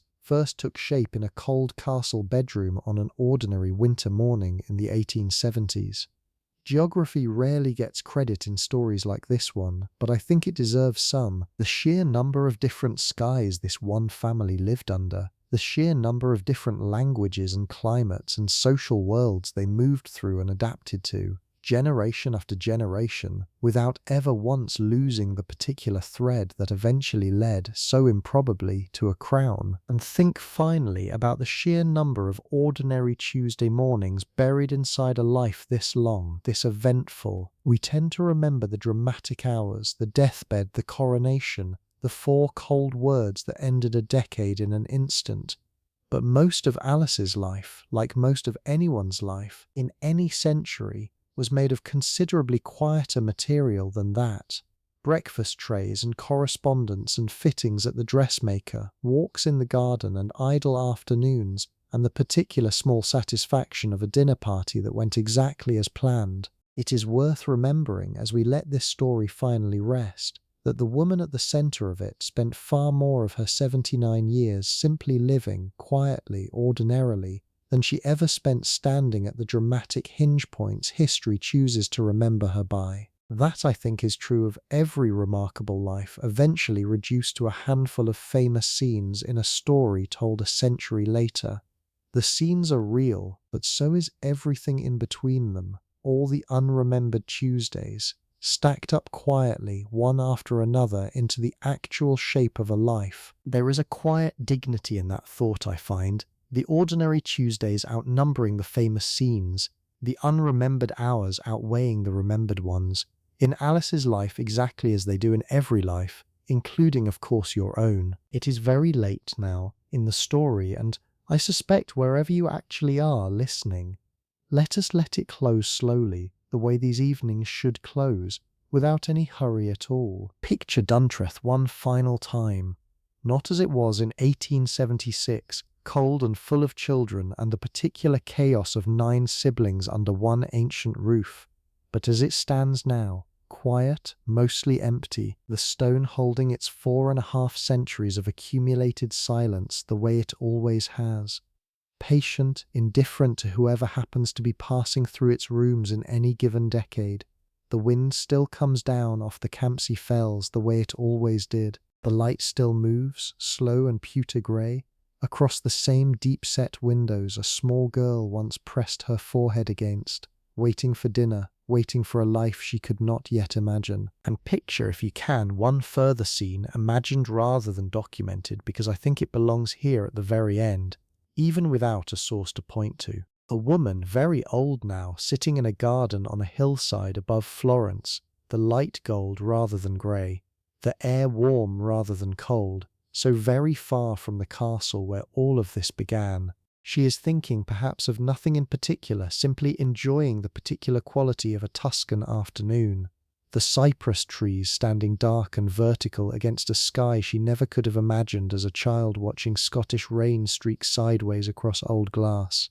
Or perhaps she is thinking of everything, the king, the deathbed, the 4 cold words that ended it, the daughters who scandalized and comforted her in roughly equal measure, the husband who somehow, impossibly, loved her completely for 56 years despite everything, or perhaps because of everything, and never once asked her to be anyone other than exactly who she was. She does not know, sitting in that garden, that in a matter of weeks a great-granddaughter will be born in London, a child she will never meet, never hold, never have the chance to teach even one small fragment of everything she herself once learnt about rooms and timing and the particular art of being worth listening to. She does not know that this child, 3/4 of a century later, will stand in Westminster Abbey wearing a crown formally, permanently, undeniably written into the very record that once, in its coldest possible moment, made it so clear that women like Alice belonged only at the edges of history, never at its centre. None of that needs to be known yet. That is, I think, the quiet grace hidden at the very bottom of this whole long story. Alice built her life, moment by moment, room by room, without any promise of a tidy resolution, without any guarantee that history would eventually come around to acknowledging what she actually was and what she actually meant to the people whose lives she touched. She simply lived it as fully and as skillfully as she possibly could, and let the rest, whatever the rest eventually turned out to be, take care of itself. I think there is something worth carrying with you in that, something worth taking gently into your own night tonight. Whatever your own version of an unacknowledged effort, an unrecognized skill, an entire private architecture of care that the people around you may never fully see or credit, happens to be, you do not need the world to write it down for it to have been real. You do not need an official record to validate the rooms you have quietly, patiently, skillfully held together year after year, without anyone ever fully understanding exactly how much it cost you to make it all look so effortless. The castle is still standing, up there in the Scottish hills, older than almost anything else in this whole long story, older than the throne itself in the specific form it eventually took, older than the empire that would one day surround it, holding its centuries of silence the way it always has, waiting patiently the way old stone waits for whoever happens to walk through its rooms next. Florence still holds the villa too, the garden still tended, the light still falling gold across the same hillside where an old woman once sat, thinking whatever she thought, in the last quiet weeks of an extraordinarily full life. And in London, in an abbey that has crowned monarchs for nearly 1,000 years, there is a woman now wearing a crown that her own great-grandmother, for all her skill, for all her discretion, for all her decade of devoted service to the very institution that eventually turned her away, was never once permitted to wear, or even to be formally acknowledged as having earned any claim toward. History moves slowly, and it moves in ways none of us, however clever, however careful, however skilled at reading a room, can ever fully predict from the vantage point of any single moment inside it. A girl at a cold window, watching the light fail over the hills, a woman at a dying king's bedside, hearing 4 words that ended a decade in an instant,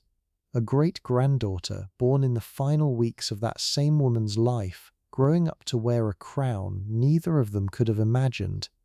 All of it connected, all of it moving forward across a century and a half of quiet, patient, entirely ordinary human living, each woman simply doing the best she could with the particular room she happened to find herself in, never fully able to see how the whole long story would eventually resolve itself, decades after she herself had stopped being able to watch it unfold. I think that is in the end true of all of us, whatever century we happen to be living through, whatever room we happen to currently find ourselves managing, quietly, patiently, without any guarantee that anyone will ever fully see or credit the particular skill it takes to hold it all together. You have held quite a lot together yourself, I would guess, to have made it all the way to the end of tonight's story with me. So let it go now, just for a while. Let the castle keep its silence, and the villa keep its golden light, and the crown keep its careful, complicated history,